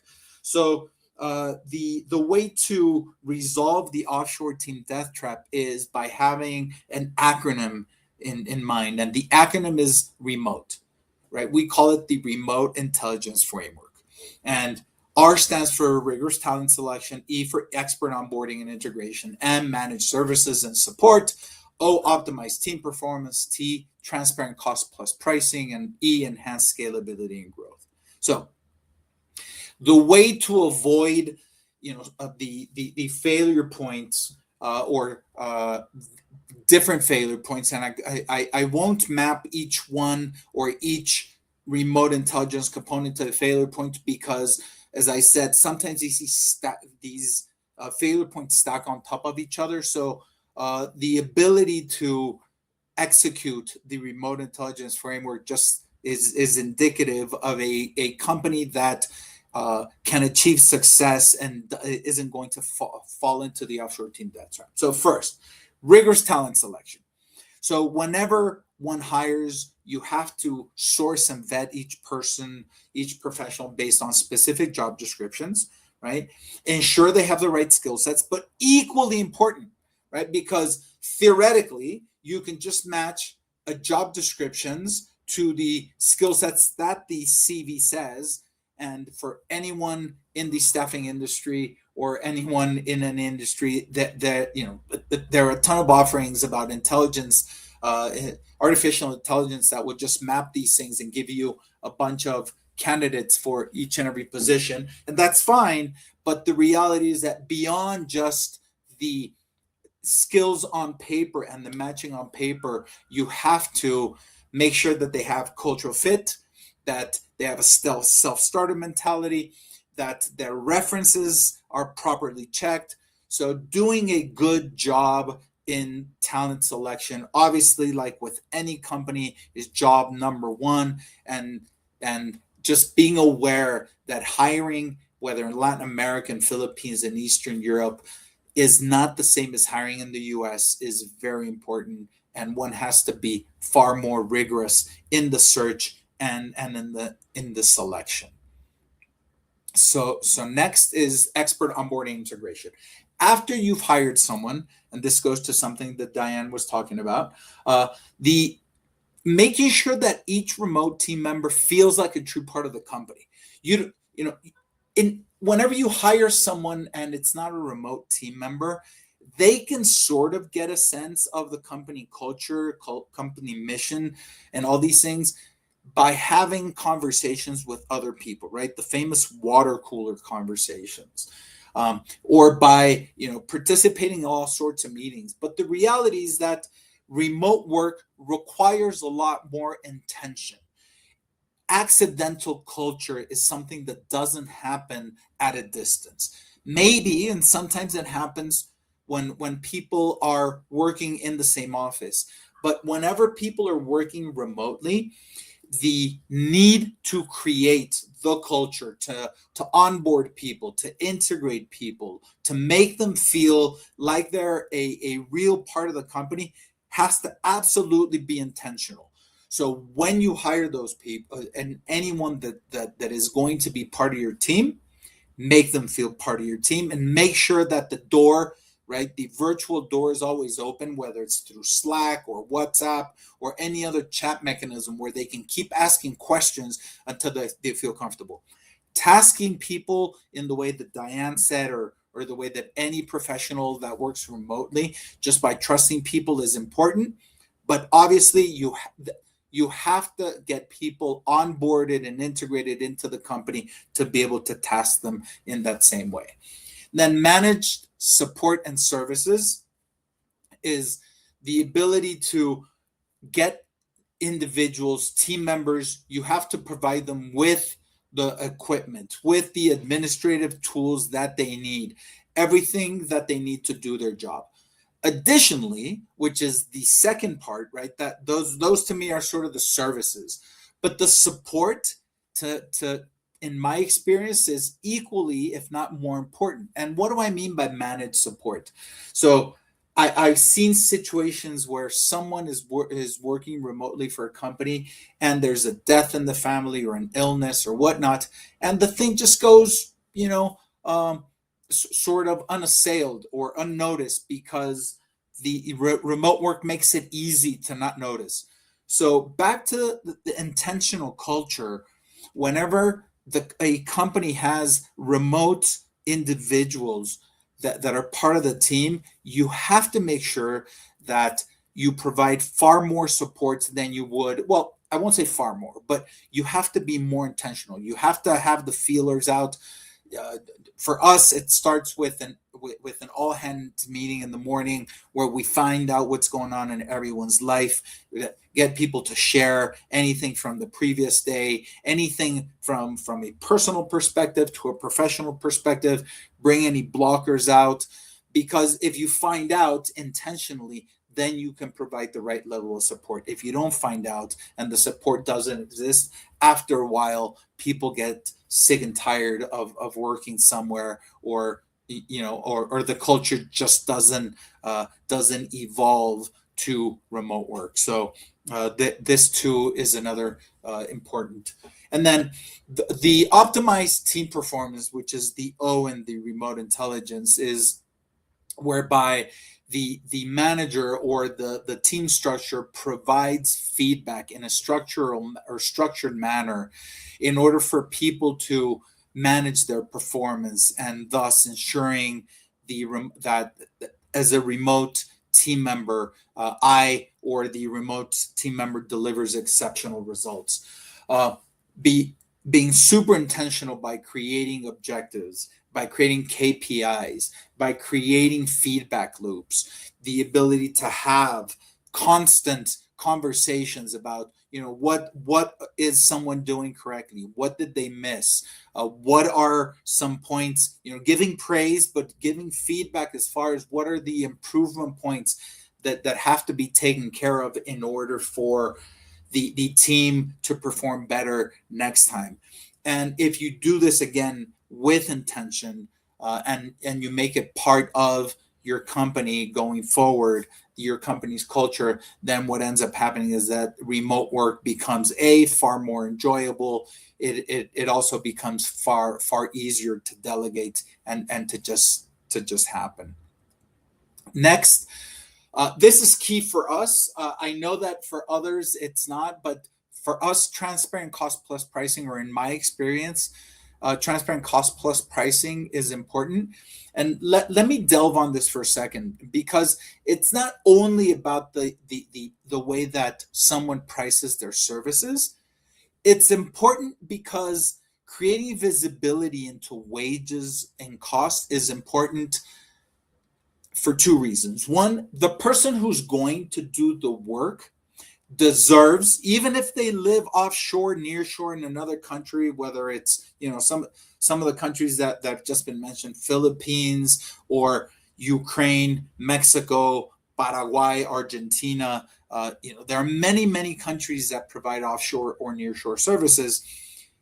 The individuals that are doing the work, a lot of the time, are willing to make a lot less because they spend a lot less. It's no secret, right? Lower wage countries can be or are lower wage, because there aren't as many employment opportunities, but B, because the cost of living is also lower. But that doesn't mean that it's so low that you should pay a person a substandard wage. And this is important.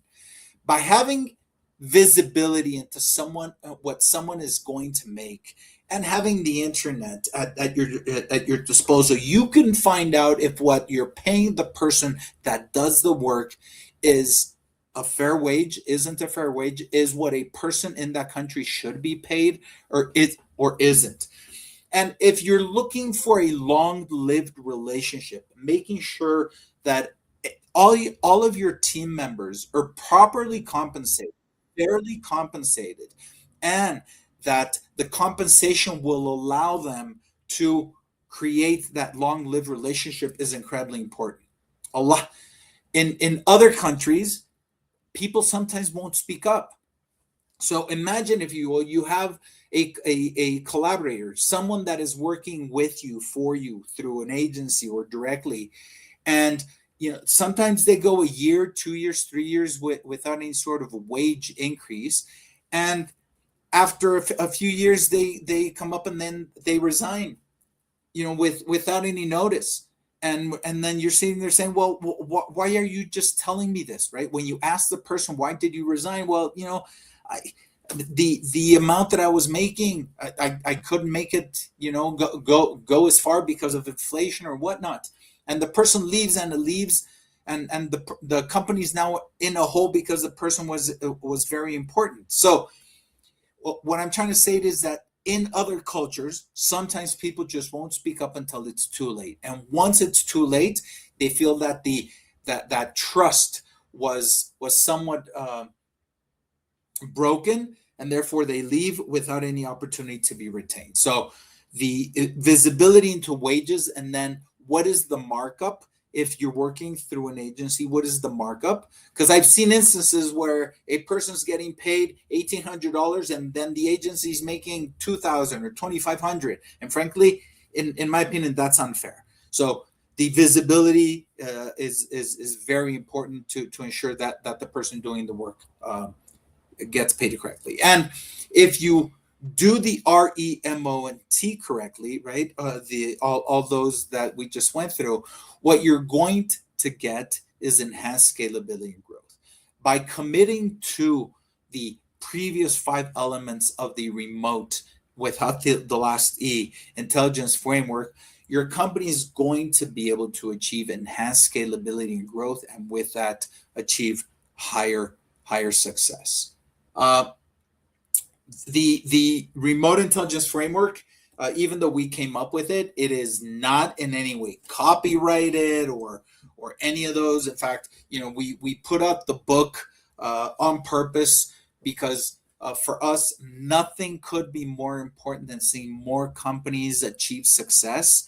I've been a witness to many situations where after a failure of an offshore team, the company vows to never hire offshore or nearshore again because the talent isn't there, or because they claim they can claim a lot of things happened, but ultimately what I've seen is these are mostly excuses. If you're able to identify the pitfalls of the offshore team Deathtrap, and you're able to resolve them by implementing the steps in the book, then you will achieve at least what we're seeing is 95% success rates. Nothing is 100% precise, but going from 27% success rates to 95% success rates is important. So I would recommend for anyone that is listening to this, that you read the book. There is a downloadable workbook where you can implement, or at least plan the framework and how best to implement it. And then if you implement the framework for your unique circumstances, you will be able to achieve far more success. I'll jump really quickly to a last slide, and then we'll come back to QA, Fernando, if I could. And this is, look, for anyone out there that may be a bit overwhelmed by, how do I do this, or how do I they don't want to invest a ton of money into doing it. So you can book a consulting session with me. We will gladly give you 30 minutes at no cost. And this isn't to sell our services. I give you my word. If we can't help, I'll gladly admit that we can't help. And if there are other ways for you to achieve success without paying us or without paying anyone, we will open up the kimono, so to speak. I'm a believer in radical transparency in many, many ways. So for anyone out there, if you want to book a consulting session with me, with my team, happy to participate and to see how best we can help you. I will stop there to see if there are any questions. I hope this was of some value. Fernando. Yeah. I know I have some questions, but I want to give people a chance to ask the questions. The question that I wanted to ask, I think this is kind of key to people implementing the remote intelligence system, is how hard or difficult is it to do? Like, yeah. So it's like going on a diet, Fernando. How hard is it to go on a diet? And the answer is not very, until you lose focus, right? So the reality is that this isn't rocket science. Let me be blunt, and let me also sort of belittle myself, right? So I came up with this remote intelligence framework, and there have been people that read the book and then say, Lewis, you know, this isn't a huge discovery that you made, right? These things are sort of self-evident. And my response is, yeah, you're right. So, I'm no genius. The fact that I could see these things happening over and over and over means that anyone can see them, or I'm sure a lot of people had seen them. But coming up with a framework, an easy to remember framework, and then putting them into a book, and the way to actually implement the framework, all it does is it creates the structure and the way for people to do these things correctly. So back to my diet example. Most people that go on a diet know what they shouldn't eat, know what exercise they should do. They know how to eat healthy, until, right, a Krispy Kreme appears in front of their eyes, and then boom, right, they sort of fell into the diet death trap. So it's not difficult if you have the consistency, if you have the discipline, if you have the framework, and if you follow it, then it's not difficult. Fortunately, the framework exists, and then there are companies like mine and like others that help in implementing and making sure that you're more successful.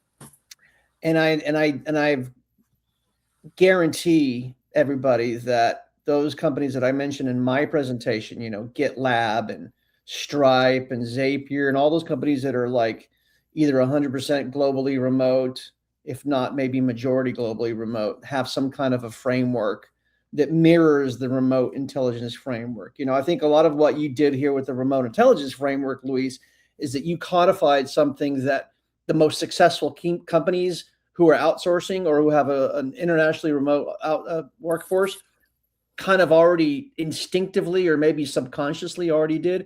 You're just putting you're codifying it. You're showing, you're giving people the roadmap for how to do what the most successful companies are already doing. That's all I'm trying to do. I've seen many companies that have been successful doing this, and what they've done successfully to start off with is they've codified. They've created a framework, a structure to be successful.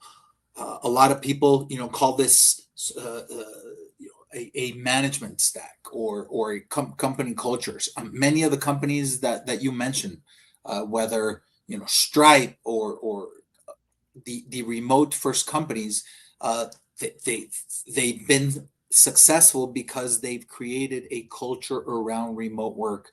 And whenever companies come in and hire remotely, thinking, gee, this is going to be easy as having people working here, and they don't obey a framework, that's when it starts happening. I couldn't agree with you more, Fernando. Yes.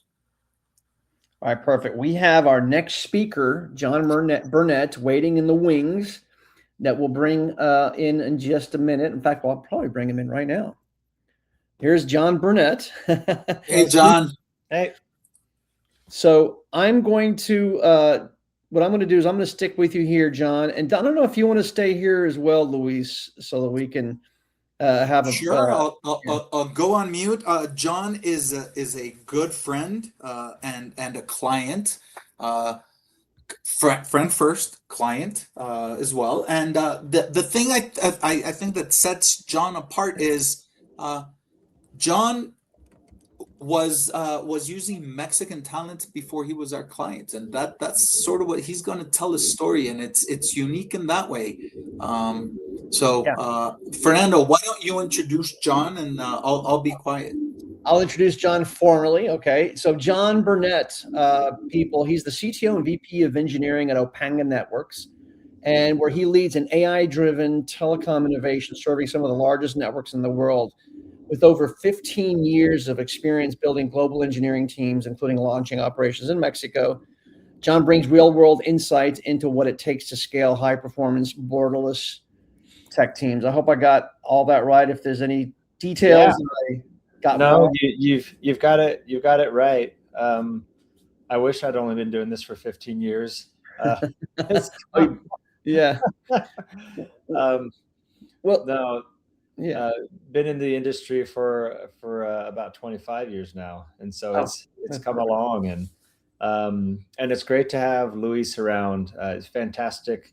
One of the things I can comment or speak to truly is there's genuine friendship there. When we came on to start working with Nir-Yu, that's one of the things I noticed first. Do you want me to just jump right in, Fernando, tell you my experience, or? Yes, go ahead, and then we'll ask questions as when the moment arises. Okay, yeah, great. So as Luis mentioned, we at Opanga have had operations in Mexico for quite some time, and we originally set up our own office there. 15 years ago. That's when we entered to Mexico.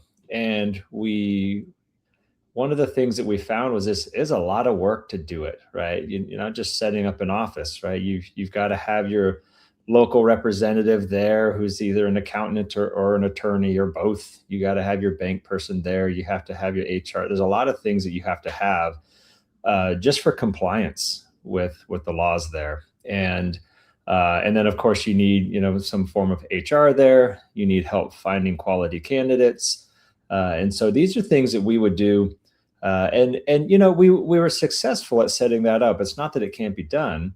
But what we found is it burned more cycles from the management team than we really wanted to spend. Like it can be done, but it was at a cost, right? And certainly when you have your executives that are building a global workforce and sales around the world, you don't want to put a disproportionate amount of time to just making the wheels go around in a remote office. So we really liked Mexico for the talent there. Really, really high quality talent available there. Really good engineering talent. Yes, engineering talent. Yeah, for us it was really good. Well worth the investment there, in our opinion. And it also is also great that their time zone is here and not 14 hours away.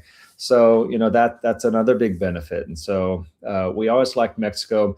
Our first office, we ran it there for 5 or 6 years and decided to close it down at the time.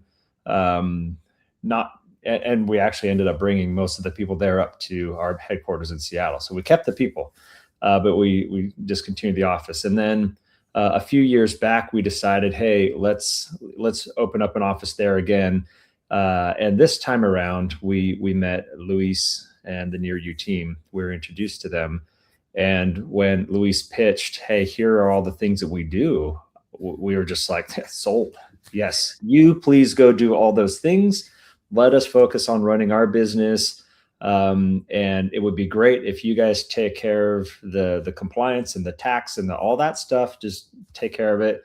And the the fees were, very reasonable, and certainly well worth it to free up the management team's time for not having to do that stuff again. And so our experience with Nir-Yu has been really, really good. I would say that I don't really have to worry about the compliance and the payroll and all that stuff that we used to do before. That's great. I think that it's been a really big value. We've used their candidate finding service as well, and so they screen. We tell them, here's what we're looking for, this level of engineer or this project manager, whatever. We send them a resume, or a job description, and then they come back with qualified people. We say, here's what we need. Their language skills need to be X, and then Luis's team does a really good job at only bringing us candidates that fit that, and that saved us a ton of time too. So very well worth it for us. Perfect. Yeah, go ahead.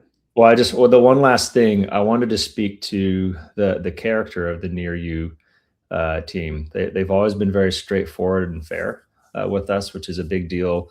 And Luis mentioned friendship, and that's true. I mean, my experience has been, anytime we're coming down to Mexico City, I'll let Luis know, and he'll often come and personally pick us up from the airport and take us around, and just, and not because he has to or that we've asked him to, because we don't. He values the relationship, and that goes a long way in establishing trust. And I also know, without sharing details, that he's personally helped some of our team members when they need it, just kind of above and beyond what you would normally expect. So they're a lot more than, not to be a salesperson for Nir-Yu, but I wouldn't mind being one. In this case, I would recommend them. Right? They do right by our people. They do right by us. So that's been our experience, Fernando.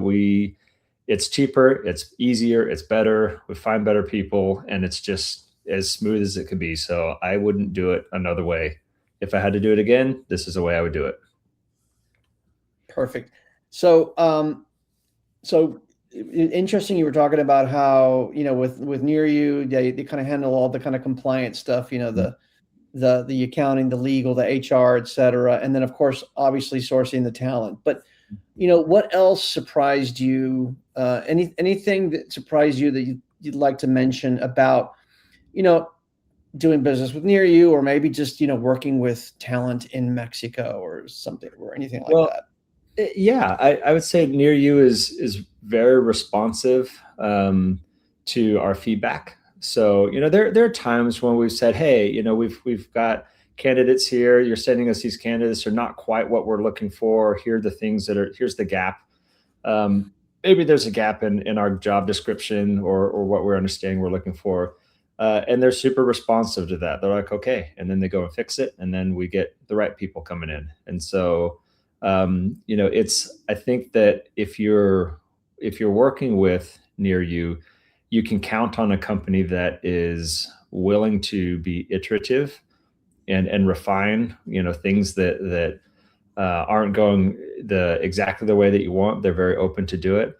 I can't remember any instance of where we said, hey, here's a concern where we got any pushback. It's always like, okay, let's deal with this for you. And that's super valuable. Yeah.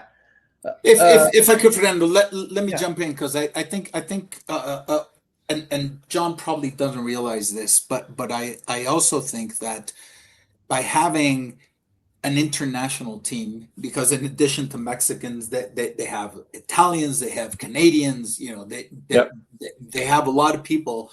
Opanga's become sort of a multicultural company where you have this unique blend of cultures, right? So you have the high touch Latinos, and then the standoffish Anglos.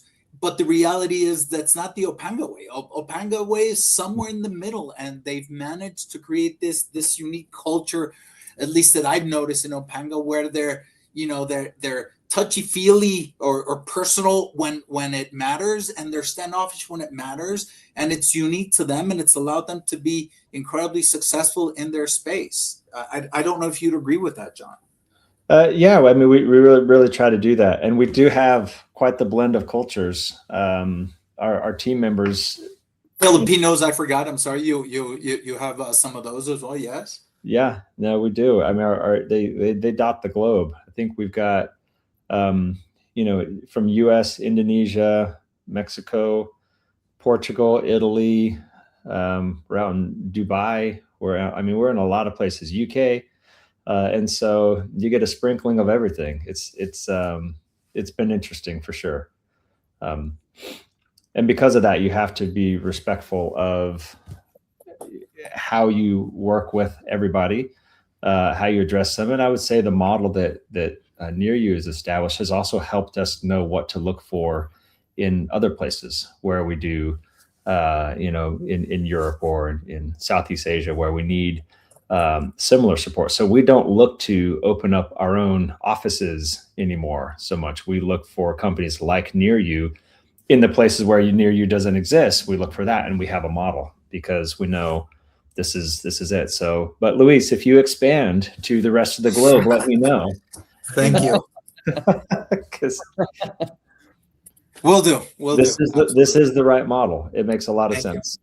Thank you. So I appreciate could you expand on that point? You said, about, I can't remember what is it exactly you said, something about respecting differences or about integrate. Like, how are you, because what it spurred in my mind was integrating various teams from different cultures, different parts of the world. How do you do that? How do you integrate them? I mean, one thing that's really useful is, so the way that our Mexican team members view vacation, compensation, taxes, pay, whatever, promotion, that their view of that is very different maybe than our team members in, Jakarta, right? It's just different. And, or versus the US, right? It's just different.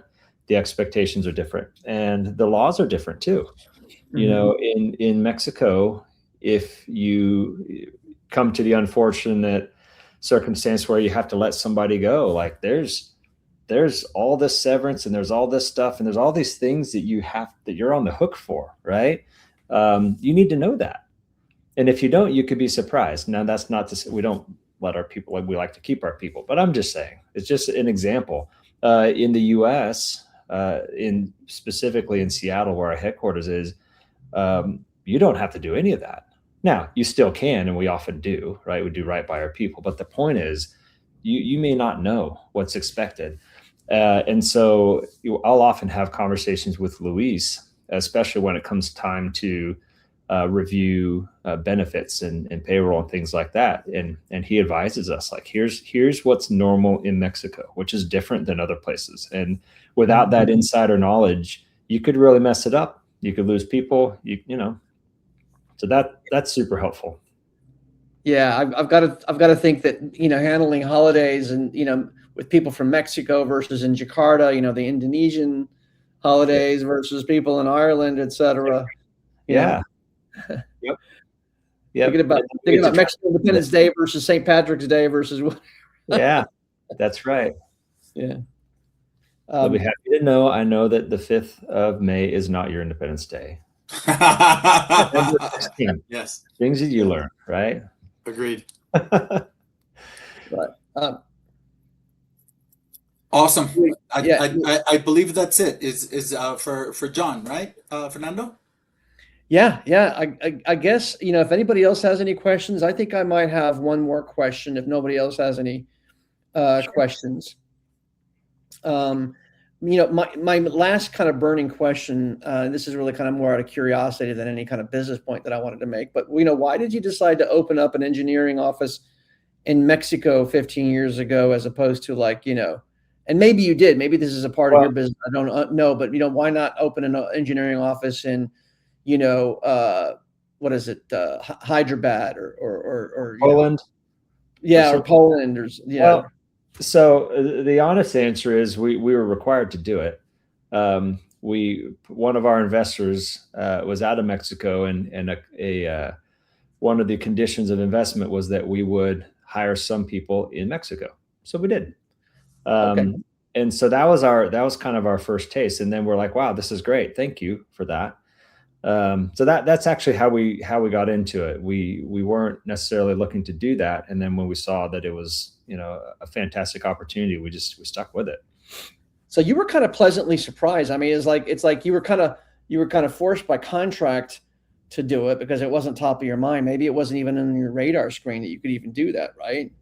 Well, I mean, we're always looking for ways offshore, to reduce cost. And the reality is that your costs in Mexico are significantly less than costs in Seattle, where I'm at.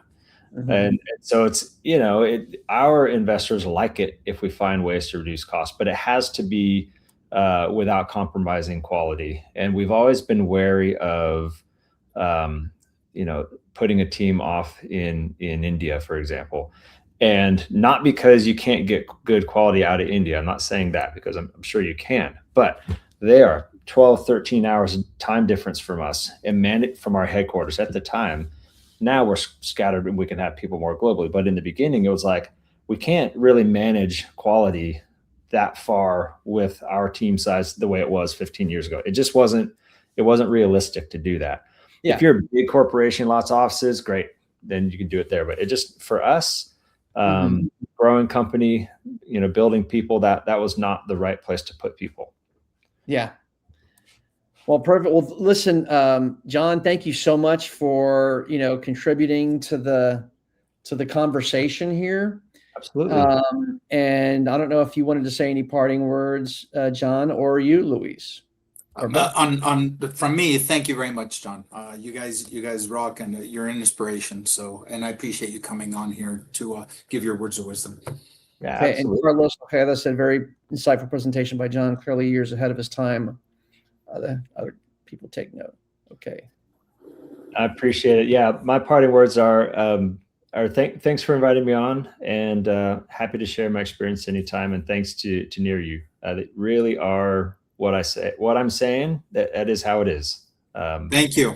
Yep. All right. Are you guys? All right. Cheers. All Thank right. you. Thanks. Bye-bye. All right. So we are waiting for our next and final speaker, Rob. You know what? Let me show something on my screen really quickly. Yeah. And if Rob doesn't join in the next 2-3 minutes, we can let people go. But I feel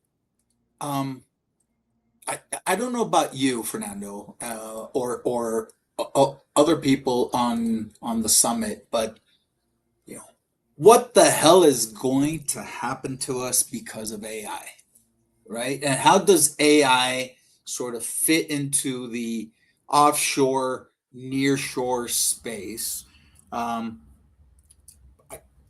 thinking about it constantly, obviously, because it's my business, and others on the call as well. So a recent paper was published on the Harvard Business Review, and it talks about how artificial intelligence doesn't reduce work; it actually intensifies it. I won't go through. I won't read it all, but I suggest that anyone that is thinking about how remote work is going to affect us, how artificial intelligence is going to affect us, read through this, and I'll give you my perspective as far as remote work, because I think it important. So the thesis of the HBR article is basically how work has gone from being a highly specialized thing that one does, and it's changing our job description, most job descriptions, to be more of a project manager, prompter, sort of a jack of all trades, if you will, because AI enhances our ability to take on a lot more things than they would previously. So when you think about a chief executive officer, who can now, and in fact, let me take that back. I won't even say chief executive officer. I'll say founder. A founder who can now do a lot more in finance, do a lot more in legal, do a lot more in in programming or web design. By having agents that are doing all sorts of work, is impressive and important. But it also means that the founder, is going to dedicate, instead of 8, 10, 12 hours in order to do all of the jobs and manage all of the agents, is going to end up intensifying his or her work schedule and actually working more. So the reality, at least as I see it and as I read into it, is the ability for the ability to hire individuals offshore or maybe in country, doesn't matter, but to sort of work with you is going to become even more important, right? Even though Elon and Peter Diamandis talk about the one-person billion-dollar company, I'm going to say that those are still few and far between, if any. But having a handful person be able to do this, I absolutely think it's possible. And if you're looking to hire, having people in real time, the way you do it nearshore, is important, because these things play out immediately, right? Immediacy and the agility to communicate with nearshore teams is going to become even more important.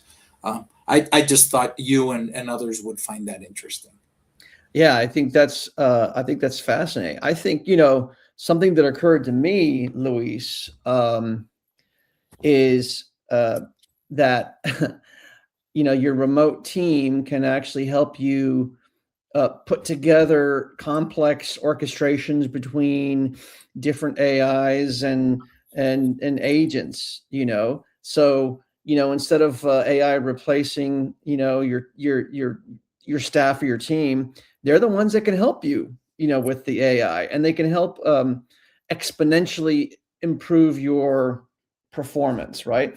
The other thing too is, AI is really, I kind of go back and forth on this, but people say, oh, AI is going to replace jobs. In fact, there was an interview with a guy who used to work for, I can't remember who he used to work for, but he was sounding this doom and gloom alarm that everybody's going to have a basic income, basic annual or basic monthly income, because the robots and the AIs are going to replace everybody. But I'm actually of the opinion that AI is going to be an enhancer. Think about the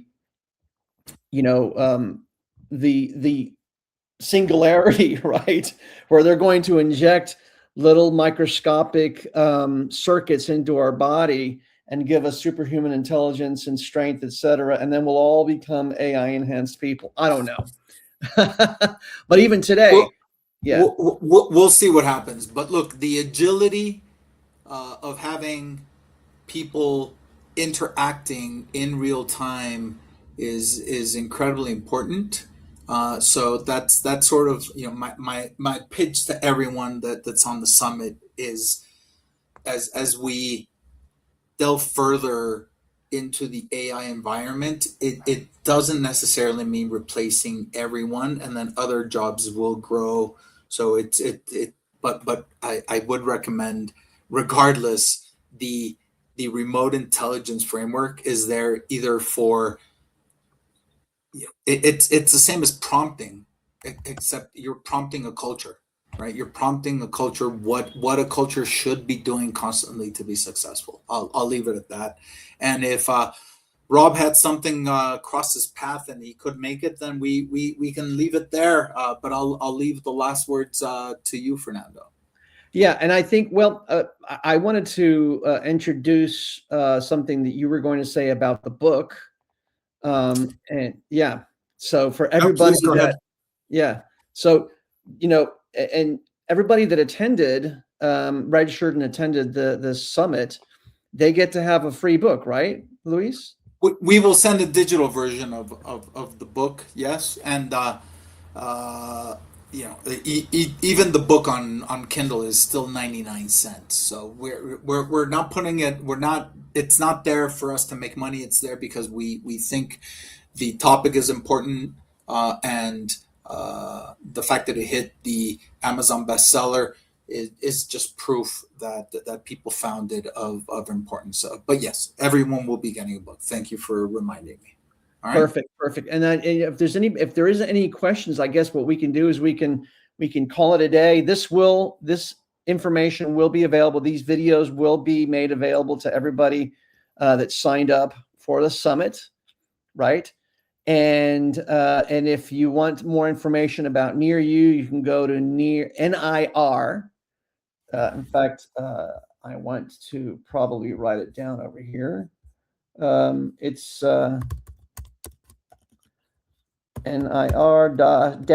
nir-yu.com, right? So this is correct.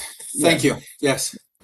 So is it www or is it? I mean, I think it puts it there automatically, but yes. Yeah. Okay. Perfect. So nearyu.com. There's some information there about the company. Carlos Ojeda says thanks.